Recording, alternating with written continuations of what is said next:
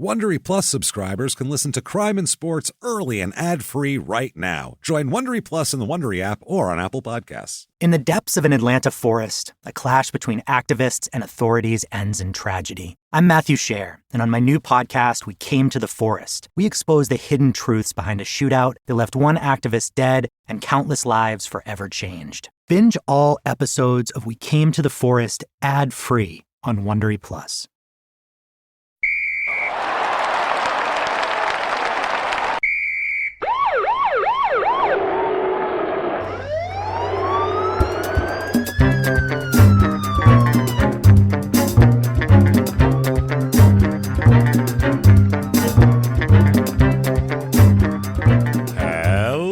Everybody, and welcome back to Crime and Sports. Yay! Oh, yay indeed, Jimmy. Yay indeed. My name is James Petrogallo. I'm here with my co-host. I'm Jimmy Wissman. Thank you, folks, so much for joining us today. This is one that people have been waiting for, asking for. This is one of the heavy hitters that everybody knows.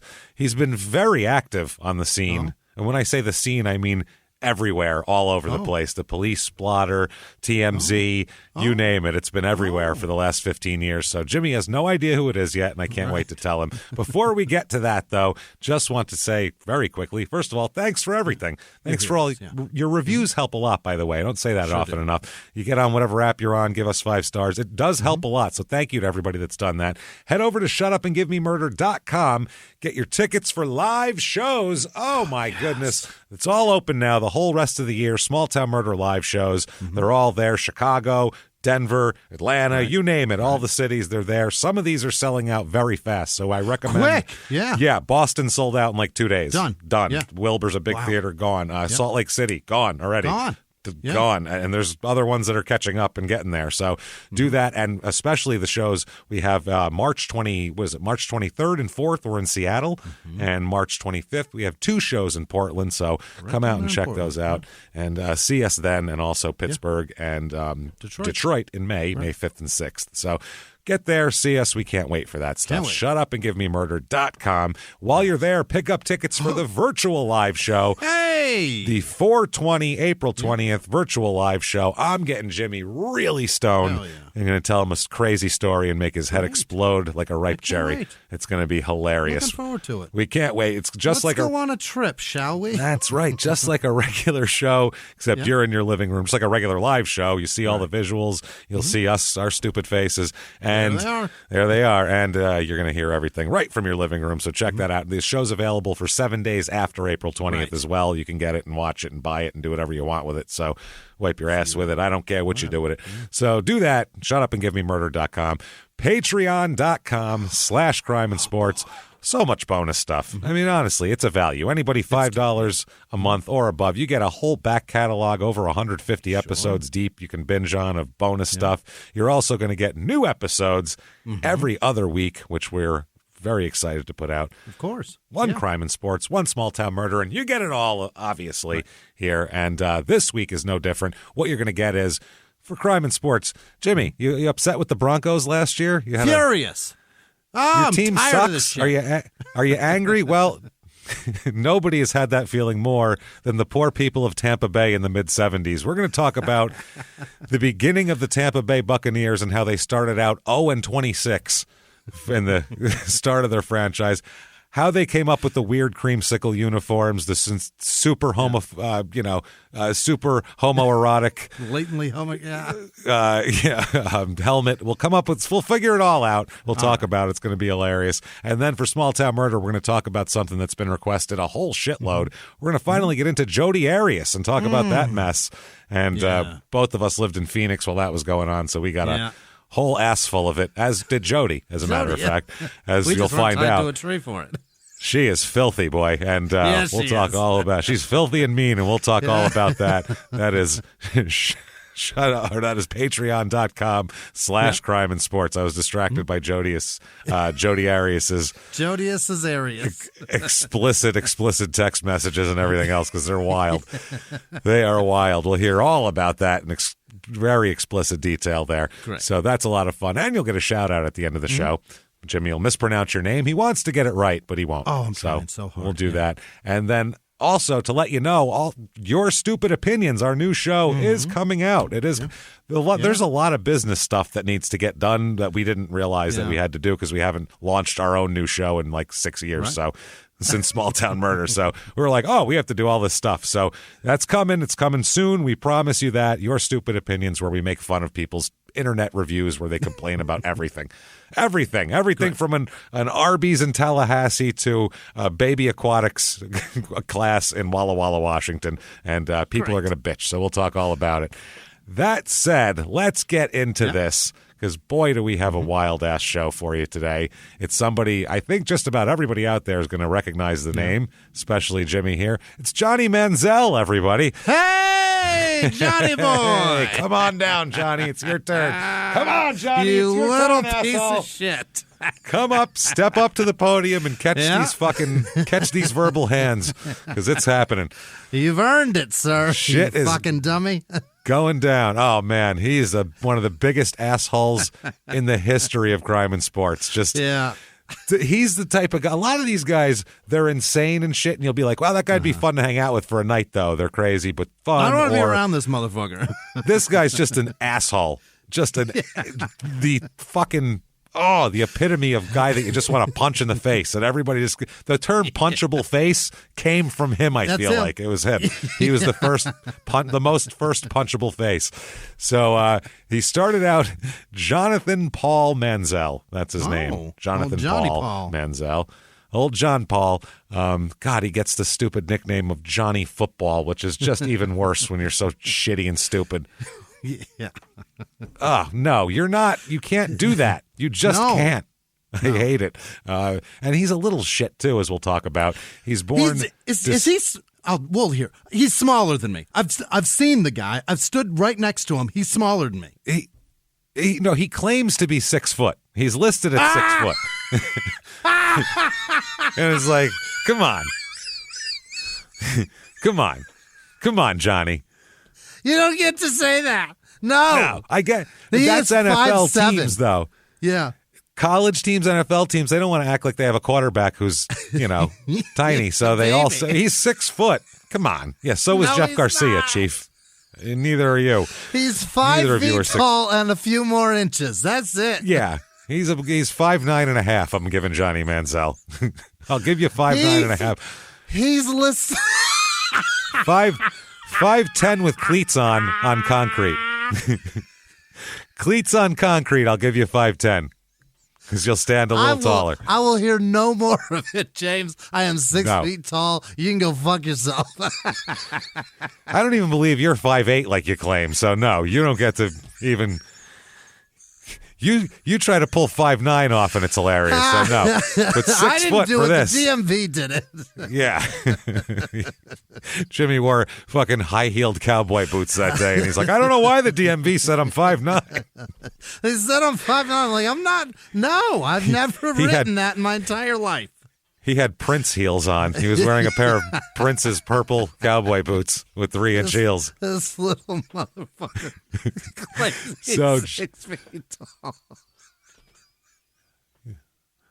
Holy shit, it's so funny. 6 feet tall. Your ass. I can't get enough of it. I'm 7 feet tall. There. I'm 7 feet tall, everybody. Evidently, if you're over a foot, then you're the next foot. All right, just say I'm like 6'8". I'm a 6'8" power forward. Don't worry about it. It's happening. I can't believe he did that. Wow. It's the teams. It's not even him. Yeah. And he's born December 6th, 1992. He's 30. Holy shit. He's fucked up more than 60-year-olds we've talked about. He's 30. Wow. He really burned, I don't want to say bright. He burned dull and bright, I'd say. Both it's a dull ends, brightness. That's for sure. Jesus Christ. Christ. Out of his ass, certainly, I would say. He was certainly, something was coming out of his ass. My God. He's born in Tyler, Texas. He went to school in Tivy or TV, or I don't care. Don't tweet us about how to pronounce some tiny town in Texas. Tivy, Tivy. That could be anything, literally. They could say that any fucking way they want. Yeah. So his childhood here, his parents are Michelle and Paul. And, man, his dad has some choice comments about him later that are really hilarious. Oh, Paul's my God. Had enough? Oh, man, does Paul have enough of Johnny's shit by 2016. He is done with him, and it's hilarious. So he has a younger sister, so he's the oldest. Really? He strikes me as a youngest, doesn't he? He strikes me as like their parents had like 4 kids, and then he's like 12 years younger than all of them. You know what I mean? Right. He's the that's baby, how he strikes and we will me. look past everything he does because he's the baby. And we're older and don't have the energy to keep up with him. So if he's out running around, I don't know. I'm tired. That's how it is. He has a younger sister, though, named Mary, Meri, like sister wives lady. His family is the story here because he's a rich kid. Yeah. Johnny's a rich kid. There's a reason why Johnny... Right? Yeah, there's a reason why Johnny has a don't give a fuck attitude. It's because he's got a trust fund as fucking big as his offensive lineman. Yeah, he's got a giant super trust fuck fund. This guy then. He's a I don't know if I don't know for sure that he has a giant trust fund, but he's from a very wealthy oil family, so I'm assuming he's probably got a trust fund, or he feels like he's got something to fall back on that has nothing to do with his own acumen at anything. So he leans on this doesn't matter. Who cares? Yeah, I'm a fucking rich kid. That's it. Wow. I mean, it's good to feel cool that everybody loves you and shit. But besides that, his great grandfather on his father's side, his name was Joseph. He came to the United States in 1907 from Lebanon. Okay. And settled in Louisiana. He's half Lebanese and half Italian, I believe. His mother's Italian. His father is from Lebanese descent here. His great grandfather, Bobby Joe Manziel. He moved to Louisiana, and he was like, we'll name our kid Bobby Joe so we fit in. He was a boxer, actually, a bantamweight boxer who was friends with Jack Dempsey, the legendary heavyweight champion. He told stories about how people would try to challenge Jack Dempsey all the time back in the day. I'll bet they'd come up to him, you're not so tough, and then Jack Dempsey would fucking knock them through a wall. And that's... Here's the difference between toughest guy in your town and heavyweight champion of the world. Let me show you quickly. Let me show you something. Everyone I fight hasn't had 8 beers in them first. That's number one. So, and they all expected this, and yeah. So Manziel retired from boxing. This is his great-grandfather, and moved to East Texas in the 1930s. Okay. Now, I'm telling you this for a reason, because this is how Johnny became Johnny. This is all part of the story. He moved there in the 30s to try his luck in the oil fields as a wildcatter. So what is that? That's how wildcatter someone going who out and looks for just random drill. Boom, let's try to drill that hole, and if something pops up, it's gambling. That's it. Jerry Jones has the Cowboys because of wildcatting. That's a fact. He's a wildcatter too. But you have to have some money to be a wildcatter anyway, because you don't go out there with a fucking hand drill. You have to have equipment, and you have to have equipment and stuff that me and you couldn't start drilling for oil right now if we wanted to. Like, no matter how badly we put elbow grease into it, it wouldn't work. Yeah, I don't think we could dig that far. So when he was almost broke, great grandpa Manziel asked Jack Dempsey for $400 so he could drill for oil on the grounds of a Baptist church. Okay. And he hit a gusher. Wow. He hit a gusher. Great-grandpa Manziel hit a gusher, and Jack Dempsey is involved in this too. This is how Jack Dempsey was very wealthy for the rest of his life, was because of this. Is that right? He made a lot of money in boxing, but still, that doesn't last your whole life back then. You didn't make $100 million, so you need oil money. This was part of it. Jack Dempsey said that $400 gamble was the smartest investment he ever made in his whole life. Sure. He, Bobby Joe Manziel settled down in Tyler, Texas, and the Manziel family has been very well known and very famous in this corner of Texas way before Johnny Manziel. That's the thing. They would rather he never existed because he is now an embarrassment to this upstanding family. Literally. It's absolutely the way it is. He went on to discover, this great-grandfather, 9 more oil fields. Mm-hmm. He discovered 9. So think about how much money he's making. That's crazy. Named them after his children, which is interesting. The treasurer and office manager of the Smith County Historical Society in Tyler said, it's a fascinating family. There are probably more legends about the Manziels than there are actual things in writing. So that's the kind of family he comes from. So that's right away you have to understand who he is. And he's the guy that everybody knows their family. Yep. Everybody knows that they're super wealthy. Johnny can do whatever he wants. Mm-hmm. Teachers know who his family is when he's in school. They treat him accordingly. It all ties into this shit of somebody not feeling responsible for their life at all. Now, there were some issues here. His parents decided to move the family to Kerrville when he was in 7th grade. This is ridiculous, by the way. From people who come from families who, aren't, there's no like legend attached to the family name. It's just, there's some trash people and some nice people. A lot of trash back here. Yeah. So his parents moved him to protect him and his younger sister because a federal grand jury had indicted a relative of theirs for drug offenses in 2002. Is that right? And his grandfather who was charged with DUI and evading arrest. So they said, this is so embarrassing here. We got to move. And a San Antonio defense lawyer said that there was a bribery charge against Manziel's grandfather. He says it was the result of overzealous authorities who based their case on an unreliable snitch. Because authorities are known to really, really pick on wealthy people who can fuck with them.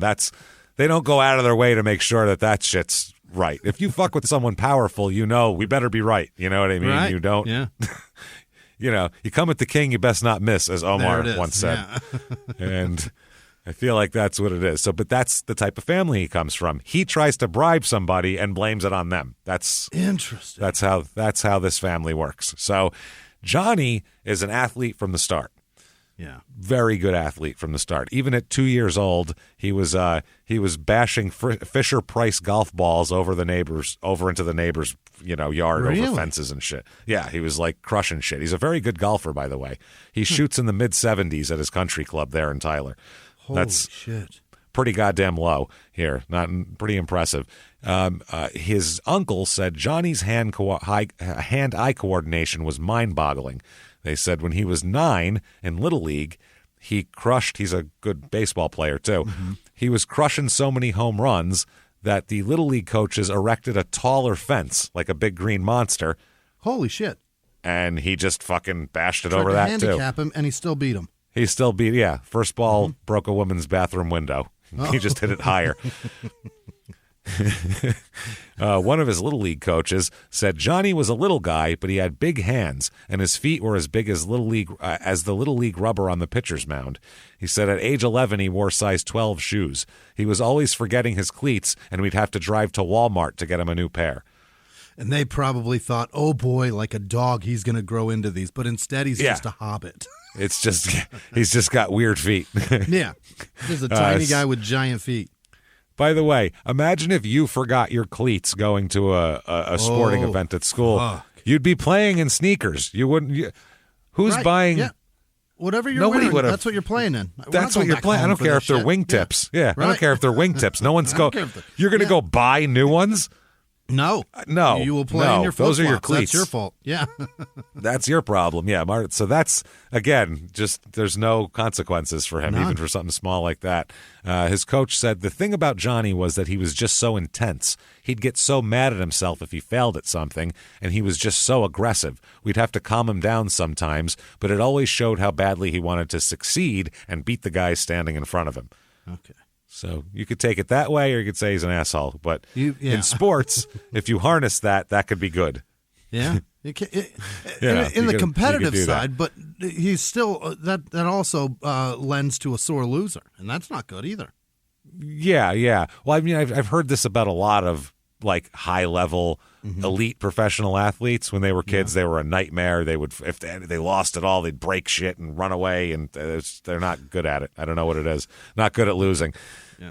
So he plays football, baseball, basketball, golf. He does everything growing up here. Really? He focuses in high school. He focuses on baseball and football, and they said that he achieved folk hero status in football. Though that was his, he was incredible. I do remember that hearing about him in high school. Yes. They made a big deal out of it. Sports broadcasters were talking about him from the beginning. Yep, absolutely. They're like, man, if he puts a couple more inches on, he's going to be something. If he gets another growth spurt, this kid's going to be incredible. If he can ever see off of the offensive line, imagine the talent that's going to come pouring out. If he stops drilling his left and right guards in the ass with the football, that'd be great. Yeah. So he's an infielder. He's like a shortstop in baseball. Yeah.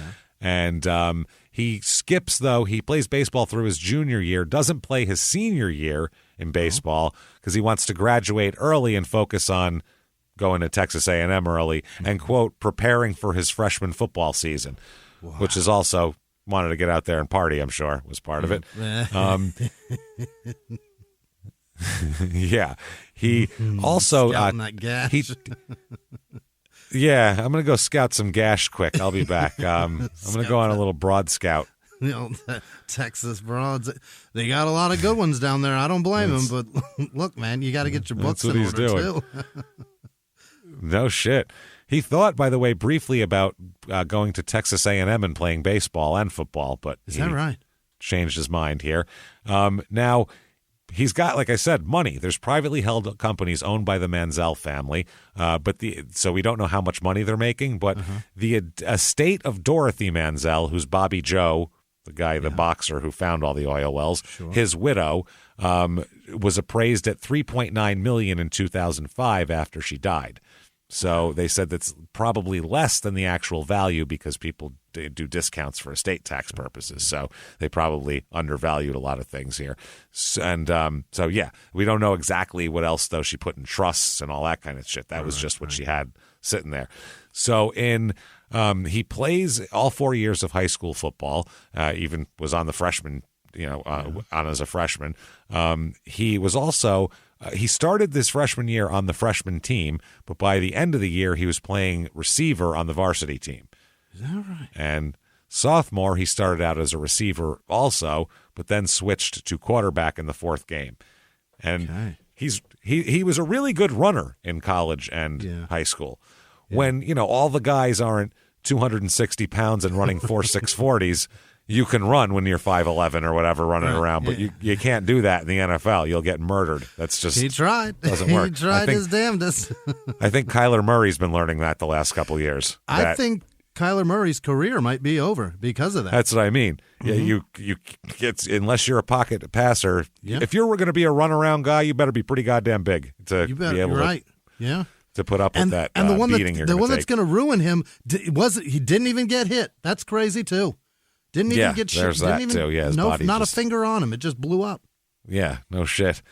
So, as a quarterback for the rest of that year, he finished with 1,164 yards passing, 806 yards rushing, and 408 yards receiving that year. That's impressive. And had a combined 28 touchdowns. Oh, Jesus! His junior year, he starts at quarterback, 2,903 yards passing.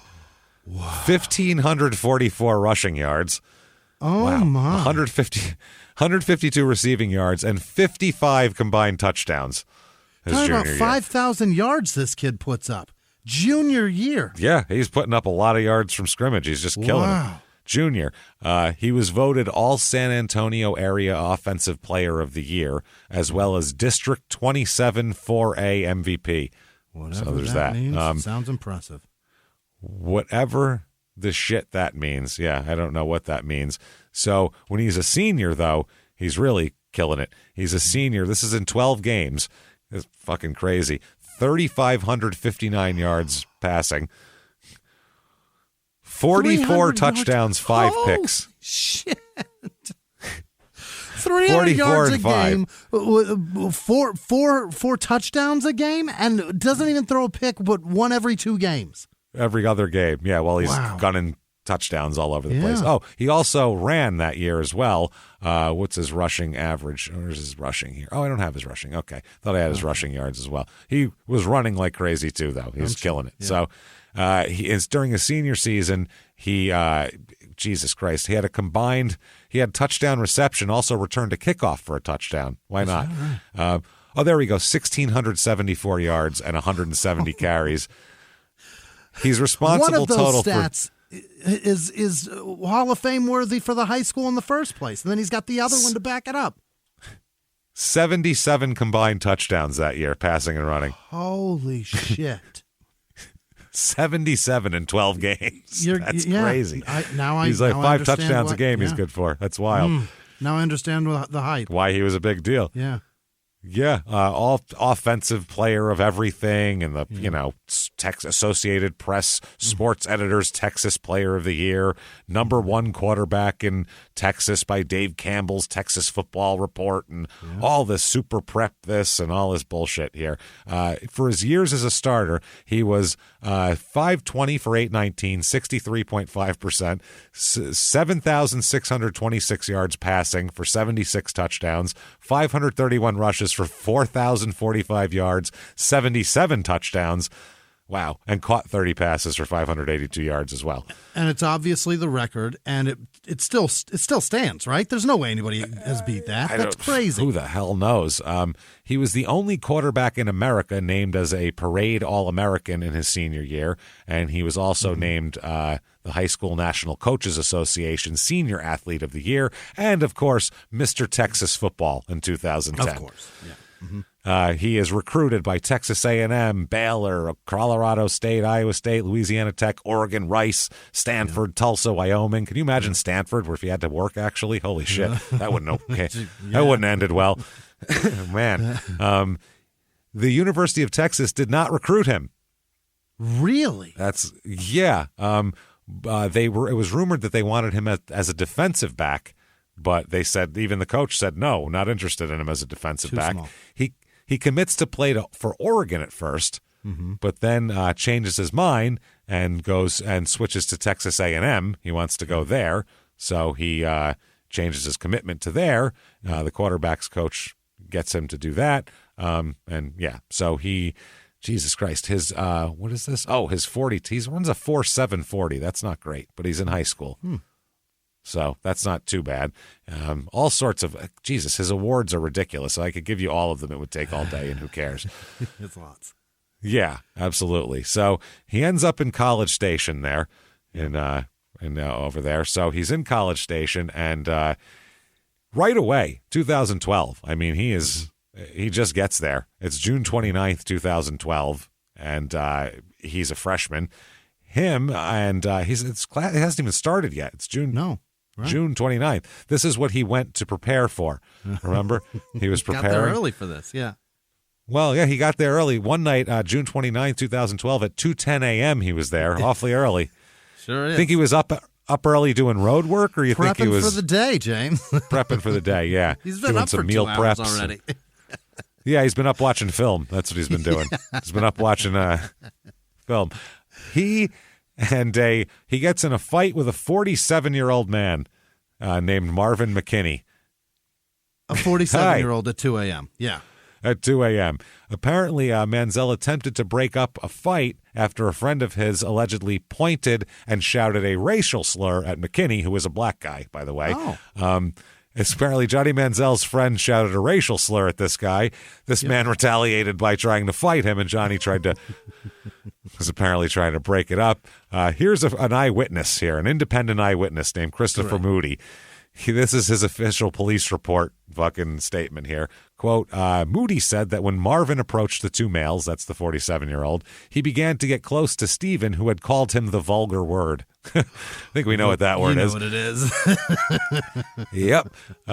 Manziel stepped in between Stephen and Marvin and told Marvin that Stephen had not meant to say the word and that he was going to take him home. So Johnny's like, I'll get him out of here. Don't worry. It was an accident. It was an accident. He was just telling me African geography and doesn't know how to pronounce Niger. He said Kenya, Ghana. Geography bee. That's what we do at 2 a.m. We're preparing for the upcoming school year. This is what we do. He gets drunk and doesn't understand double consonants mean he doesn't get it. So he thought that's a desperate man's attempt to cover it up. He didn't mean it. He didn't mean to say that word. So Moody said that Marvin continued to push against Manziel and that Manziel shoved Marvin in the chest. Marvin then swung at Manziel, who charged Marvin and began punching Marvin back. So this is just when we always say, if you're out at 2 a.m, whatever happens is your fault. Yep. Even if you get nothing, you could be walking out at 2 a.m, somebody bops you on top of the head, steals your wallet. It's your fault. You know what happens after 2 a.m? Nothing fucking good. Why weren't you in your house? Nothing good. Yep, nothing good happens. That's why.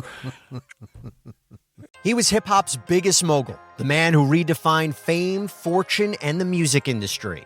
The first male rapper to be honored on the Hollywood Walk of Fame, Sean Diddy Combs.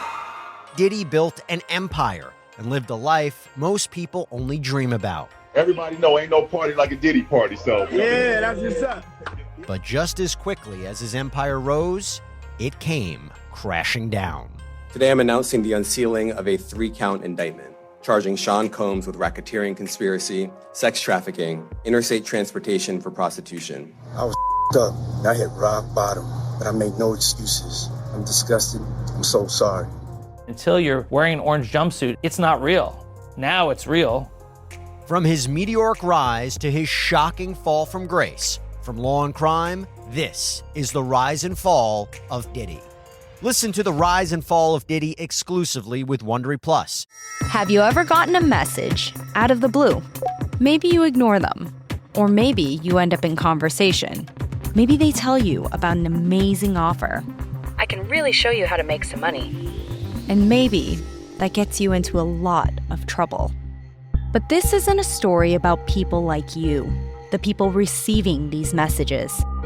This is a story about the people behind the messages, on the other end of the line. Thousands of them, working in a microcity built for scammers.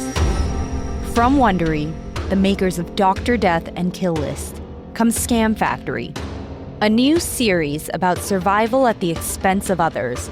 Follow Scam Factory on the Wondery app or wherever you get your podcasts. You can listen to Scam Factory early and ad-free right now by joining Wondery Plus in the Wondery app or on Apple Podcasts. Man, in the police report, it's stated by the reporting officer that he could smell the odor of an alcoholic beverage coming from his breath as well and clothing, and that that his eyes were red, bloodshot, and glassy, and speech was slurred when he spoke. So, he's 19, Sounds like by the way. underage drinking, right? Yeah. Sounds like he's getting ready for a football season. That's what that sounds like. Sounds like he's doing things that he shouldn't be doing. He's out 2 a.m. drinking and fighting. So, yeah, not great. Defending his racist friend's honor. Like, what? Why are you doing that? He didn't mean to do that. Yeah, he could have probably spun the situation. Hey, motherfucker, you know what? I'm taking him outside and showing him I'm going to teach him a lesson and get outside and go, what the fuck are you doing, dude? Let's go before that guy comes out and kicks your ass. Yeah. When that word gets dropped, though, you just go, you know what, dude? This is on you now. Your own. And stand next to Marvin and be like, you know what, Marvin, you're right. I'm just out of it at that point. If we're somewhere and you for some reason called somebody dropping the N-word on somebody, I'm going to go, I don't know, that you apparently have a beef that I don't know about. We didn't leave the house going, let's do this. So you're on your own now. You know what I mean? You want to punch? I thought this was something we didn't have to discuss, and evidently I just figured it wasn't happening. But hey, I fucking you learn something new every day. Now Johnny compounds his stupidity. Oh God! By when the police officer shows up, he shows them a fake Louisiana driver's license. Why would you do that, Johnny? Why would you give a cop a fake fucking ID? Right. This isn't a bouncer at the bar near college. Yeah, this is a fucking cop. Give him you can't do that. And this is a terrible reason to stay in your home state to go to college, and a great example of why not to, because they know who you are, sir. They know who you are. They know you're the guy coming in. And when questioned on his date of birth, because the cop goes, well, what year were you born if this is your real license? He alternated between 1990 and 1992. Oops-a-daisy. 1990 was the correct answer, by the way, Johnny. That was the one. You fucked up. So he said 92 and then realized, oh, shit, that makes me too young to drink. Yeah, that's my real age. That's why I have this fake license, because that doesn't work. Fucking moron. 92's the whole reason I did this. Jesus. He went to his friend and said, call this cop the N-word so we can get some distraction. I need some cover here. Jesus Christ. Say something stupid. You don't understand. So the office, my age is irrelevant. He said the N-word. Can we all go home except for him? They discuss it. So then the officer said, well, let me look through your wallet. And he found two other licenses. Both were Texas licenses. One was fake and the other was real. So he had two fake IDs from two different states and a real ID in there. So he is charged with three misdemeanors here: disorderly conduct, failure to identify, and possession of a fictitious driver's license, none of which you're allowed to do. So I'm shocked that Texas doesn't have some steep-ass penalty for lying to a police officer. Yeah, like being hung in the street or hanged in the street or something. Yeah, drug behind a horse or something. Shot by the Rangers, just in firing squad. Something. They also, Johnny Manziel is not allowed to talk to the press at all because Texas A&M has a policy against freshmen doing interviews. Oh. So, not allowed. So, which is interesting. He said this in a tweet that was deleted here. Chris Ricks, a college football and NFL analyst for Fox Sports Radio and used to be a FSU quarterback as well. He said, quote, sources have told me that Manziel is a, quote, ticking time bomb and will eventually blow up off the field. I really hope not for his sake. As a freshman, this was put out. A freshman. Fuck, that's good. Hashtag Johnny Football, by the way, it says. Of course. He also says, I wish the best for this kid. So those were deleted after that. So he said, once later on, he'll tweet, as for now, he's blowing up on the field. Stay humble, Johnny. Stay humble, because he has a very good freshman year, as we'll talk about here. He on the field, he's great for Texas here. He was briefly suspended by Texas A&M following this arrest, but the decision was overturned on appeal during fall camp. So shocking, isn't it? Yeah. Texas A&M goes 11-2 that year, which is pretty fucking good here. Johnny, though, 13 games. He's 295 for 434 for a 68% completion percentage. Doing great, yeah. 3,706 yards, 26 touchdowns, 9 picks. My God. Monster fucking year. Monster year. 2012 AP Player of the Year, Consensus All-America, Davey O'Brien Award, Manning Award, 2012 SEC Offensive Player of the Year, and he is the only freshman in history to ever win the Heisman Trophy, because he does. Is that right? As a freshman. So Johnny has a Heisman. Johnny is he's got a Heisman no one else got. Guy coming in as a true freshman and winning a fucking Heisman. That's crazy, especially a quarterback. Right. Quarterback usually takes some time to develop those skills, and nope. Really good. They go to the Cotton Bowl as well, and they beat the Oklahoma Sooners. And he is just on top of it. On top of the world. He has a great game, such a great game that the next day after the bowl game, what'd you do, Johnny? He posts an Instagram photo of himself with a giant fistful of cash. Yeah, I remember this. It says casino ballin' on it because he said he went to the casino. He deleted the photo, but then later on he tweeted, nothing illegal about being 18 plus in a casino and winning money. Keep hating, all capital letters. All right. Don't worry, we will, Johnny. Don't worry. Forever. Forever and ever. Everyone except Skip Bayless will continue to hate you. We'll get to that. Skip Bayless said he is the next Brett Favre. He's the next this. For fucking months, even after he was fucking up. Nope, Johnny Football is the real deal. He's going to be the next so-and-so. While an incredulous dipshit Stephen A. Smith sat across from him going, are you kidding me, Skip? Are you kidding me? And they go back and forth. And it's like, wow, somehow, Skip, you always sound like the dumber one. Even when you're in a conversation with Stephen A. Smith, you're the dumber one, which is saying something. That's him just being a homer for Texas, right?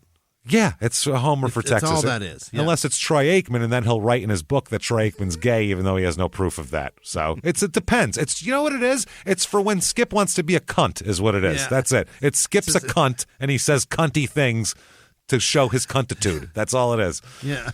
Just to I hate him. Contrarian. Yeah. Here's a take nobody else has because it's stupid. That'll get some clicks, won't it? People will watch that. Here's a take. Nobody. Because it's idiotic.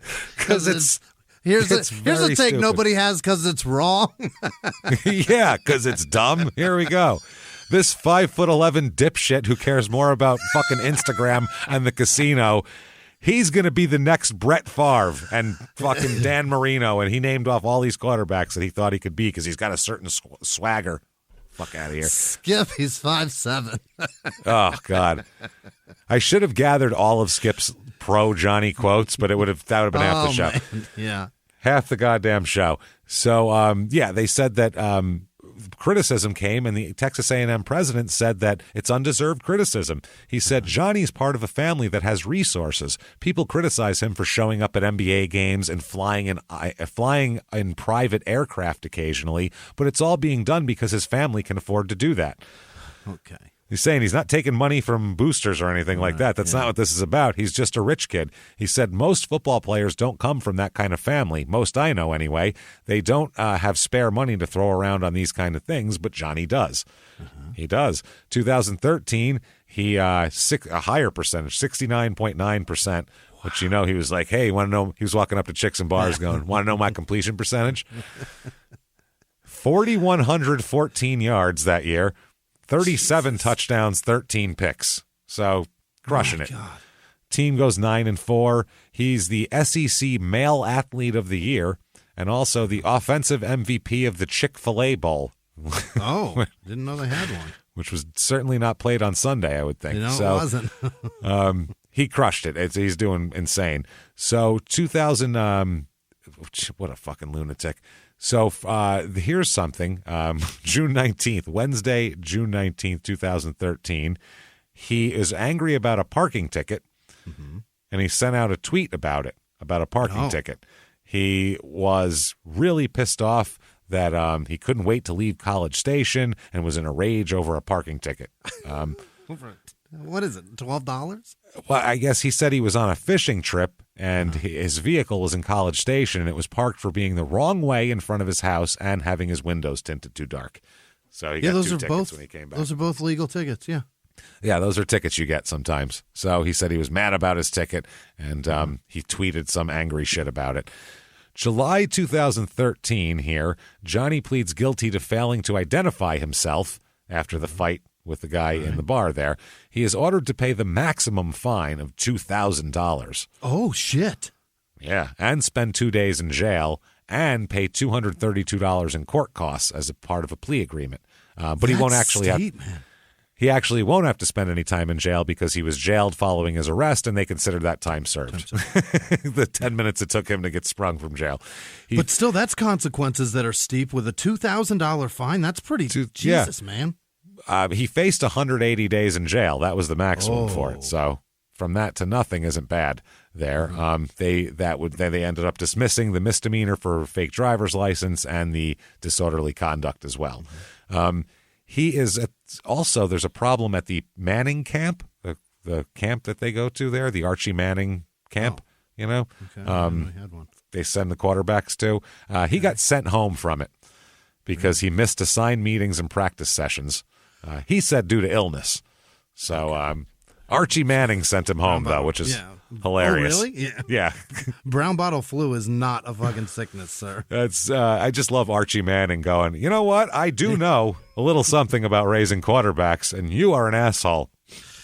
My guys have some rings between them. I don't know what your deal is. Yeah. So my nutsack produces these, and you are not one.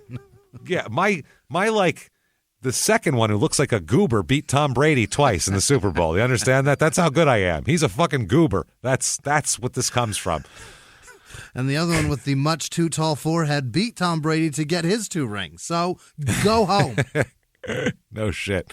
They did. The statement from the camp was Johnny Manziel did participate in some activities in the 2013 Manning Passing Academy as a college counselor / coach. After missing and being late for practice assignments, Johnny explained that he'd been feeling ill.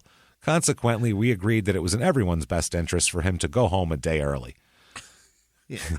Peyton Manning said at the time, quote, I really enjoyed meeting Johnny. I can remember a 20-year-old Eli Manning missing a meeting and catching some flack. We always have counselors who leave early. Johnny was a great fit with the campers for the time he was here. He had to leave early. I wish him the best, and I want him to come back as a counselor next year. Payton didn't say, Payton didn't say, I mean, I've missed a meeting before and caught some flack. He said, Eli's a dipshit.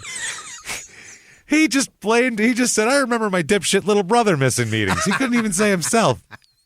What a dick. That's pretty funny. I like that he's saying he tried to put a positive spin on this guy couldn't last one more day. He had to go home a day early. A day early? A day. That is scummy. Jesus Christ. August 28, 2013, he receives a half-game penalty. I guess he's benched for half a game. First half of the season opener against Rice, which they're going to it's Rice. That's not a real big powerhouse here.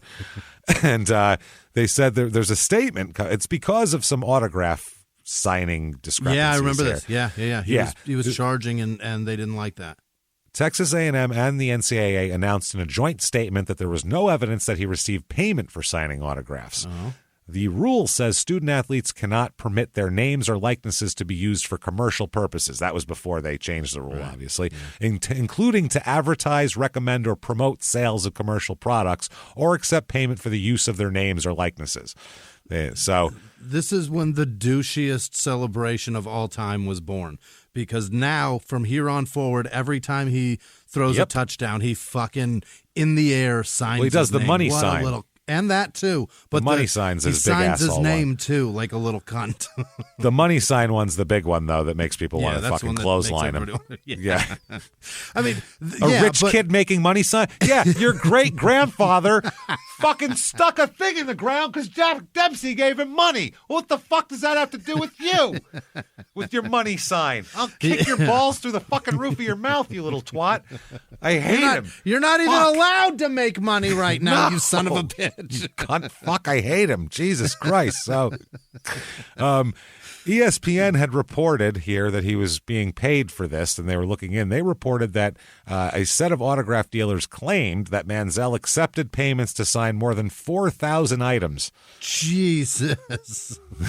NCAA spent a large chunk of a Sunday with Manziel questioning him and all that kind of shit. So, I don't know. What they ended up going. 4,000 things. Lot. Yep, they said they were thankful that the NCAA resolved the situation and he got to play, and they said, quote, this is A&M, quote, it's a win-win for everybody. Yeah. That's fucking amazing. So that was that. They said Johnny handled it very well. Everything around football, he's been extremely sharp and focused. That's what his coach said. Yeah. They said, I know he likes to play football. I think the structure that he has had since August 4th has been nothing but helpful, meaning like in camp and everything. Yeah. So May 8th, 2014 is the old NFL draft here. Yeah. Let's see here. What's he going to do? He pulled out to go into the draft, and he sent a coach or a text to quarterback coach Dowell Logans of the Cleveland Browns, saying that he wanted to, quote, wreck this league. Let's get together and wreck this league. You're 5'7", calm down. They keep thinking the Cowboys are going to grab him because he's a local guy, but they pass him over, obviously, here. Number one overall, Jimmy, who is it? Was it not Johnny Manziel? No, fuck no. The Cleveland Browns were not number one? No, Houston. Oh, was it Jadeveon Clowney? You got it, my friend. Hey, look at that. Not too fucking shabby. I fucking love that guy. And he's done nothing since then, and he's still fucking very highly paid. He got more money from one tackle than anybody in history. It's wild, isn't it? Yeah, it's amazing. Holy shit. No, 22 overall is Cleveland. They drafted him right? 22. Yes. The quarterbacks that year, number 3 overall was Blake Bortles to Jacksonville. Oh, my. Yeah, that was not good for anybody. Jesus. The third quarterback drafted, which was beginning of the second round, was end of the first round, Teddy Bridgewater by Minnesota. Yeah. Derek Carr that year, Jimmy Garoppolo, A.J. McCarron. It's a tough draft for quarterbacks. A.J. McCarron's a good college quarterback, not good in the NFL, obviously. No, I think he's in the XFL now. I think he's in the XFL now, I'm pretty sure. Oh, that's so depressing. Yep. He was also, by the way, the 2014 Major League Draft. Johnny was drafted in the 28th round by the San Diego Padres as well. Is that right? He hasn't played football in or baseball in 4 years. Yeah. Imagine you haven't picked up a glove since you were a junior in high school. and the Padres draft you. Want you. So Johnny signs a 4-year, $8.2 million contract with the Cleveland Browns. And there he is. So he is partying it up. It's time to wreck the league, James. Time to get funky and wreck this league. So June 7th through the 15th, there's a whole bunch of shit going on here. 7th and 15th of 2014. On the 7th, Johnny is photographed on a giant inflatable swan holding a huge bottle of champagne. Oh, Johnny, you can't do that. Remember that? This is a very decadent photo of a guy who hasn't done a goddamn thing. Nothing. Here. A week later, on the 15th, a video emerges with I remember this video? With him shouting, "I can't hear you. There's too much money in my fucking hand." Oh, my God. Remember that whole thing? He had money. I can't hear you. He put the money up against his head. He's like, "I can't hear you. There's too much money in my hand." Ugh, Jesus Christ. So he then goes to the rookie symposium at the end of June there, and and they're telling him, hey, you can't do all this stuff. You're really going to fuck yourself up. And of course, as a rookie, these are people who know what they're talking about and have been in the league for a long time. They've done it. They've seen it. They've seen 100 just like you. So you take those words to heart, I would think, unless you're Johnny Manziel. Then you tell the people at the rookie symposium and everyone else, including the press, that he, quote, is not going to change for anybody. Oh, Johnny, it's a bad idea. Not going to change for everybody. Boy. He said, nobody reports on all my hard work. They only report on all the off-the-field shit. Because that's what you're supposed to do. That's why. Right. That's why nobody reports.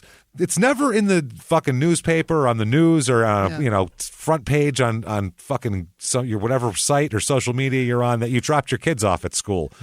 But if you murdered all of them, that would be on the fucking front page. That's why. Because one of the things you're fucking supposed to do and the other one you're not. That's the reason for that. You know what I never heard about was all this stuff that Kobe did to prepare himself for games. You know when I heard about it? When a helicopter crashed in the side of a fucking mountain. That's when you find out. So wait, Johnny, and we'll find out about that later. Until then, we're going to talk about you holding bricks of hundreds up to your fucking face. He hasn't played a game yet. No. What? You haven't done anything. Jesus Christ, man. Maybe change for us, Johnny. Fuck. So on the 4th of July of 2014, he's photographed in a bathroom. Oh, boy. With a rolled up $20 bill. Yep, I remember this one. Not That's good. The biggie. How many $20 bills you got rolled up, Jimmy? 0. None. Good reason for that. And don't do coke. That's a bill that you don't. Only rich kids do that shit. You use a single. What the fuck? Yeah. You don't make what the fuck are you doing? $20 straw. Holy shit! Look at you Christ. rich cunt. And if you smoke weed and you like to roll things and fuck around, you roll it long ways $1. Yeah. I've done that a lot, but nobody snorts coke the long way. That's the thing. You make that bitch short. That bitch is short. So no drugs were found on him that night. He didn't fail a drug test, but could be just a rolled up $20 bill. But who knows? Maybe just didn't August have 11th. He's holding it up, going, anybody? Put some coke in front of me so I can snort it. I'm ready to snort. August 11, 2014, he's fined, finally, as a member of the Browns for the first time after showing up late to a team meeting in training camp. Very nice. August 18th, they talk about, what he's going to do on the field and all that kind of thing. And he goes out on the field and he does something dumb. He's fined $12,000 after giving the Redskins bench the middle finger. For what, Johnny? Just for the hell of it, just to go, ha, I did something. Yeah. So Brian Hoyer is named the starter 2 days later. There's a thing about starting quarterbacks that you need to have a certain level of maturity. You almost have to be. The coaches look at you as the coach on the field, like you're You're supposed to be the adult out there. Right. You can't be the biggest problem they have. That's not how this goes. You have to have ice in your fucking veins, and just like you have to be like Jeffrey Dahmer with a victim shouting in his face. You have to sit. You have to be and a so neighbor calm. knocking on the door and saying, "What's that in there?" Or Jeffrey Dahmer in court with a victim's family calling him a cunt. That's what you got to be. Just stoic. And yeah, I get it. You got to be calm. That's all. And if that's not you, man, you ain't gonna last. And I'm not like I said, I cannot stand to watch Tom Brady because he's fucking boring. He has no ice in his veins. But he has. So did Dan Marino, but he's exciting. So did John Elway, but he's exciting. So did Joe Montana, but he was exciting. Fucking Tom Brady is paint drying very well, but boring to watch still. That paint looks great, I know, but how long can I look at it? It's boring the fuck out of me. But so I like a quarterback every night.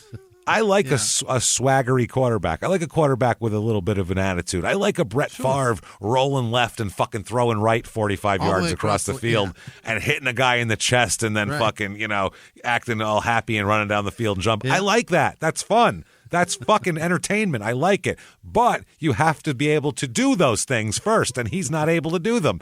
That's the problem. Before you can flip off the Washington bench. Yeah.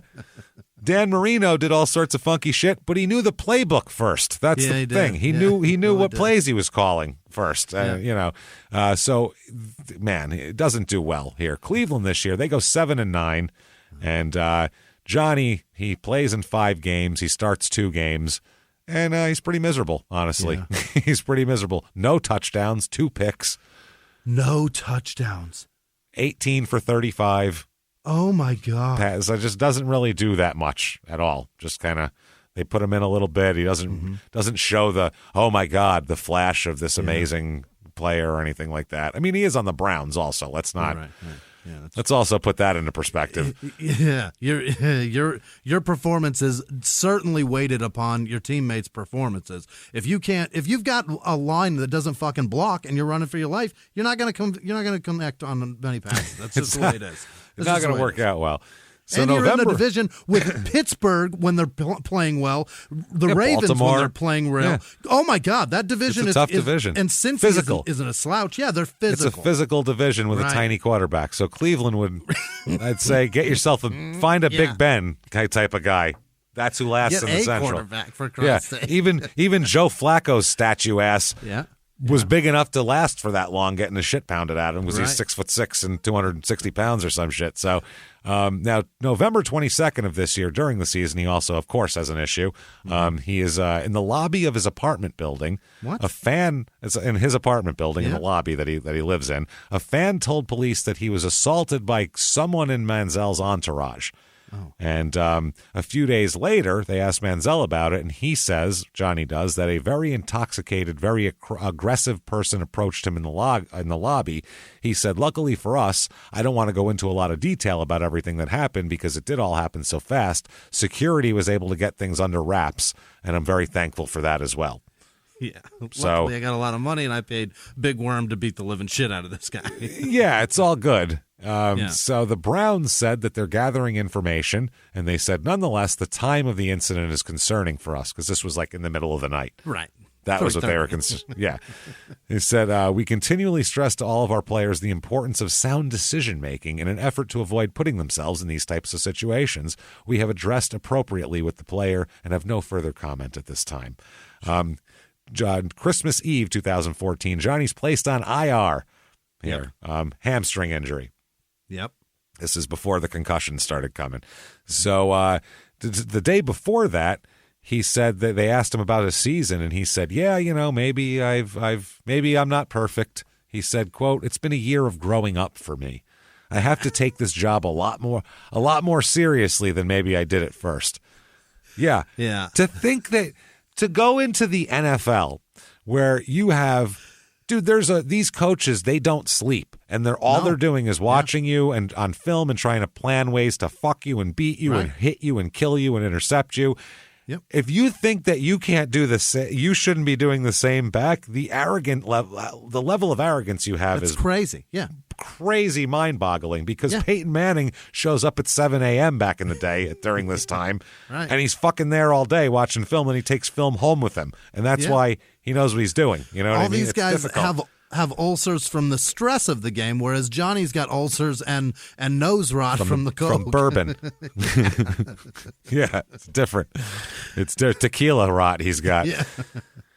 So December 27th here, he, of course, goes out partying with Josh Gordon and then misses the team walkthrough the following day. 3 days after he said how much more serious he has to take it.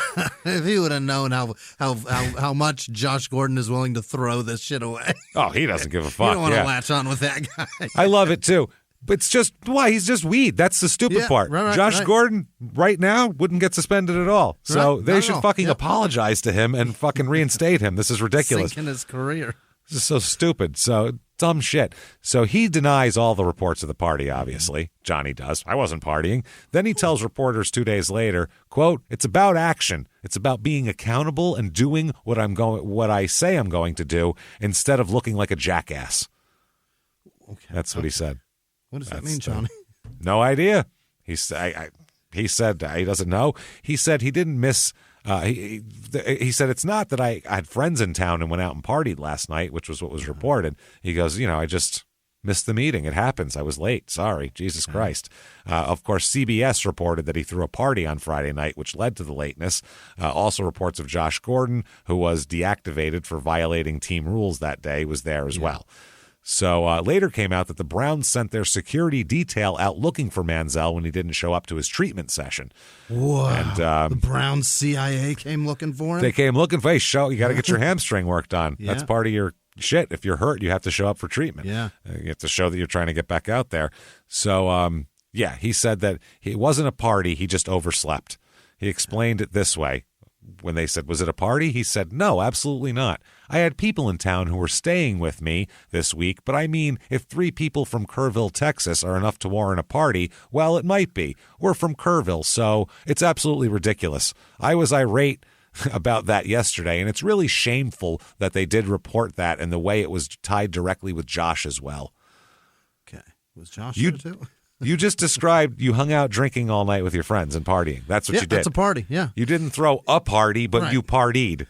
Happens to be a small party, but yet a party nonetheless. You had friends over and then overslept. What were you guys doing? Just shooting the shit? You're probably drinking and fucking bullshitting and all this. What time did you go to bed, Johnny? Fuck, man. He said, so I'm sorry to these guys that are veterans in the locker room and know what it takes that I'm having to learn the hard way. At the same time, I'm either going to learn or I'm going to be finding something else to do. Very prescient, Johnny. Yeah. Very, very prescient. In the 1980s, a rosé swept the country. Hey, Mike, I really like this White Zinfandel. Well, good. Now put it down. I'm going to try another one. White Zin became America's top-selling wine. But most don't know that this sweet drink has a sour history. What began in 1986 with counterfeit bottles, a big fraud, a multi-million-dollar fraud, sent investigators chasing one of the most powerful families in the business, the Licciardis. But the closer the feds got to them, the more dangerous things became. It's a story of deceit. At the time, I was paranoid. Threats. You touch my kids, I will kill you. And murder. With a .22 caliber bullet to the head. What started with a scheme to mislabel wine spilled into a blood-soaked battle for succession. Welcome to Bloodvines. You can binge listen to Bloodvines exclusively and ad-free on Wondery Plus. Join Wondery Plus in the Wondery app, Apple Podcasts, or Spotify. Behind the closed doors of government offices and military compounds, there are hidden stories and buried secrets from the darkest corners of history.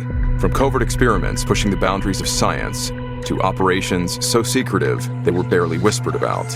Each week, on Redacted, Declassified Mysteries, we pull back the curtain on these hidden histories. 100% true and verifiable stories that expose the shadowy underbelly of power. Consider Operation Paperclip, where former Nazi scientists were brought to America after World War II, not as prisoners, but as assets to advance U.S. intelligence during the Cold War. These aren't just old conspiracy theories. They're thoroughly investigated accounts that reveal the uncomfortable truths still shaping our world today. The stories are real, The secrets are shocking. Follow Redacted, Declassified Mysteries on the Wondery app or wherever you get your podcasts. You can listen to Redacted early and ad-free right now on Wondery Plus. I would say here. So he's kind of an idiot. He does make a shitload of money, though, so that's good for him, I guess. I don't know. January 5th, 2015, he is found, this is like a week later, he is partying at a Houston nightclub. Yep. He gave the middle finger to a group of hecklers, causing them to throw drinks at him and covering Johnny in drinks and sending him home to get some clean clothes because he was covered in fucking different color boozes. Imagine being on the IR and partying in Texas when you're supposed to be in Cleveland. Like that. That's crazy. I think the season's over. January 5th, I think. Yeah. They're not in the playoffs. Yeah, it's been over. Well, it's been over since October, but technically. But I mean, actually, he doesn't have any responsibilities with the team anymore. Mathematically, it's been over for 3 months. Long time. Pretty much a moot point since training camp. But honestly, though, but now, who knows? Yeah, Hoyer's your starter. Let's go home, guys. Oh, man. So he's doing fine. This is ridiculous, all this talk of too much partying, so much so that he needs a break. And on February 2nd, he goes into rehab.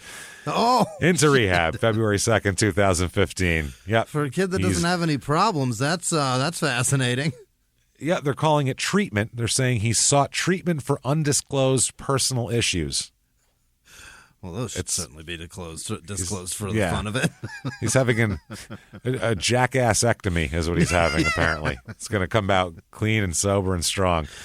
Oh, my God. His publicist, I'm sure that's a very reliable source here. Yeah. He said Johnny knows there's areas in which he needs to improve in order to be a better family member, friend, and teammate, and he thought the off-season was the right time to take this step. On behalf of Johnny, his family, we're asking for privacy until he rejoins the team in Cleveland.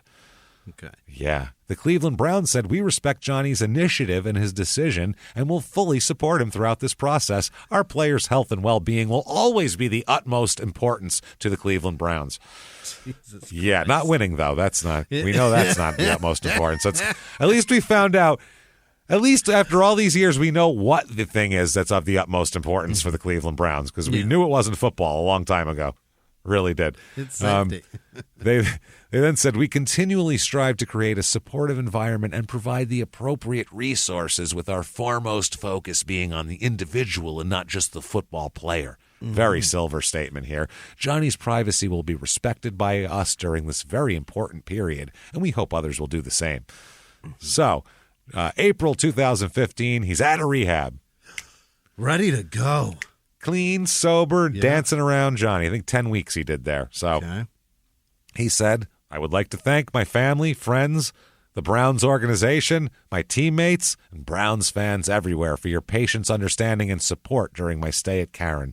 The doctors and staff have been amazing, and what I've learned the last couple months has been tremendous.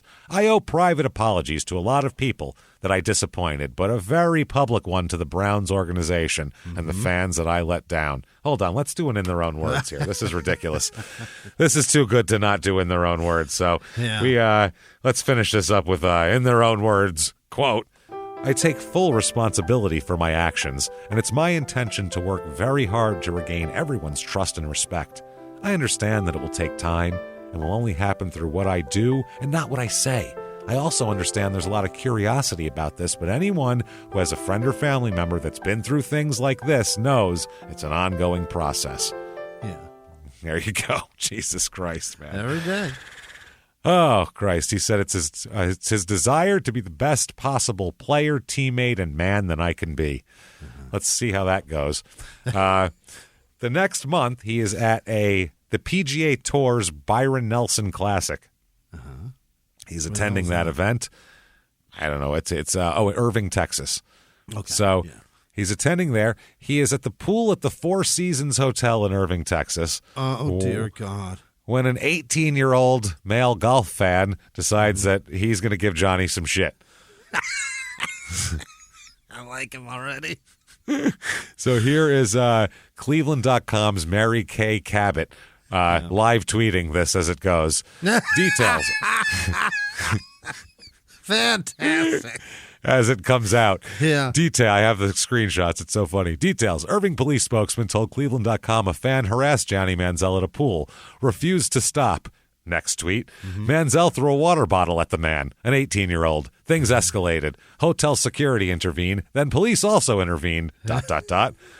Police did not detect that Manziel had been drinking. Fan decided not to press charges. No charges filed there. So, yeah. The details of this, because that's the very... that's the short version. Yeah. Let's That's find the out. Cliff Notes. I want to know what words were said, and luckily we have them. Oh, fantastic. Apparently, this guy, a friend of Manziel's, told Jeremy Fowler of ESPN that the fan tried to grab Johnny Manziel, not assault him, but grabbed him so he could hear him, and said, "Good luck never starting in the NFL," was what he said. It's kind of weak, but all right. Just such a dick fucking, yeah. Then he said, "Even Ryan Tannehill is way better than you," which, that is an insult. That's fucked up. That's me. That's mean. Well, 2 years later, Ryan he's pretty decent. He's not bad. He's all right. But at the time, this was an insult. And, it stung a little. It stung a little. And he continued to keep, heckling and heckling. Yeah. Then Manziel turned and threw a water bottle at him, which did not hit the fan. And then the fan said, "Good throw, Johnny," which is fucking amazing. Which is the exact right thing to say at that point, as Johnny tries to throw something at you poorly. And it's like, thanks for proving my point. I love it. So the fan consistently just kept trying to heckle him, and then, there you go. So according to... You roast him for 10 minutes about the throw. That's fucking amazing, man. Just keep it. Not great throw, Johnny. You're doing real good. The Browns head coach did not blame Johnny. He said, "Under the right set of circumstances, anyone standing here could get to that." He said, "I have no thoughts. It's a non-story." There you go. An unnamed Browns player told Bleacher Report, "I like Johnny, but he has to ask why this type of trouble always seems to find him." Because he's always out looking in it. That's why. He wants to be the fucking party. No shit. So May 9th, 2015, before training camp even fucking starts, the head coach announces that Josh McCown will be the starting quarterback entering training camp. So, yeah. Would you rather be heckled at a pool party or be told that McCown is taking your job? Before you even have a chance. You're just done. So the coach he said, quote, "We want Manziel essentially with horse blinders on. Focus on his job, getting up every day, perfecting his craft, whatever it is, homework that the quarterbacks have, or come out and working on his footwork, his releases, that he's so much more concerned about himself than really anything else. We just want him to just live, eat, breathe, sleep, quarterbacking. Just quarterbacking." You're adopting the last name of football. At least fucking give a shit about it.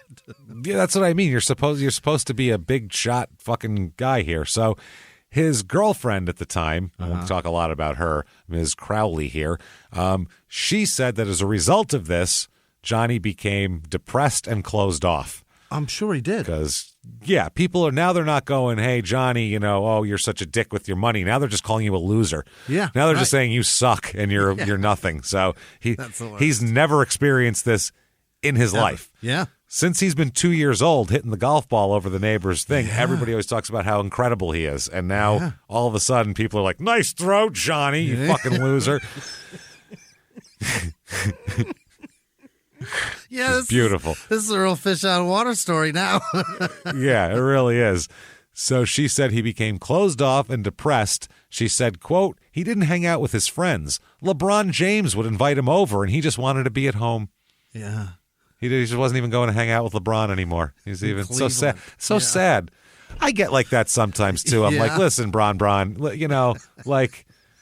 I know we were supposed to hang today and go like fucking Bentley shopping or whatever billionaire people do. I don't know, but I'm just kind of bummed, dude. I don't know what it is. No.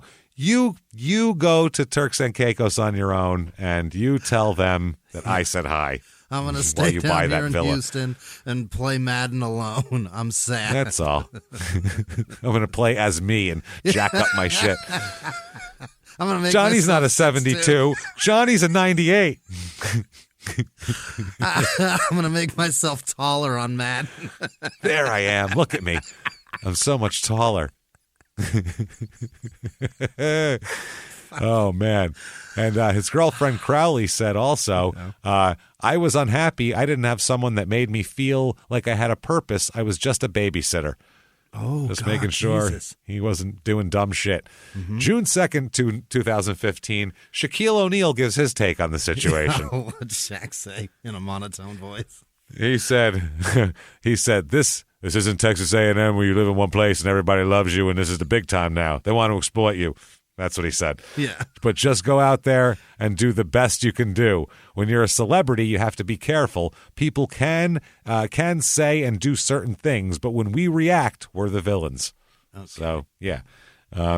June 7th, 2015, Manziel competes in the Joe Hayden Celebrity Softball event. Joe Hayden is a defensive back on the team. Damn. And Johnny wins the home run derby. Oh, yeah. Well, I mean, yeah, I suppose. Terrific. Yeah. June 17th, he's telling everyone he's growing up now. This is it.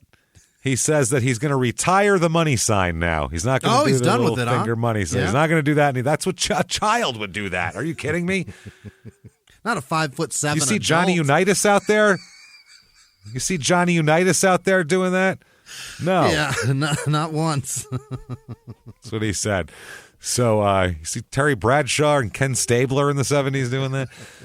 So June 17th, he tells him, he says, quote, my focus is on football. Yeah. This is what I'm here to do and what I love to do. My private life has been documented well enough. Today, I'm eager to talk about the 2015 Cleveland Browns. Oh. Which is the only time that was ever said ever in the history of the world in 2015. No one's ever been eager to talk about the 2015 Cleveland Browns.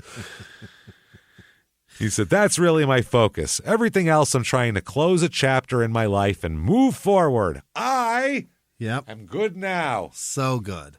I'm good now, everybody. June 24th, 2015, Todd Marinovich is going to weigh in. Remember him, our old pal Todd? Really?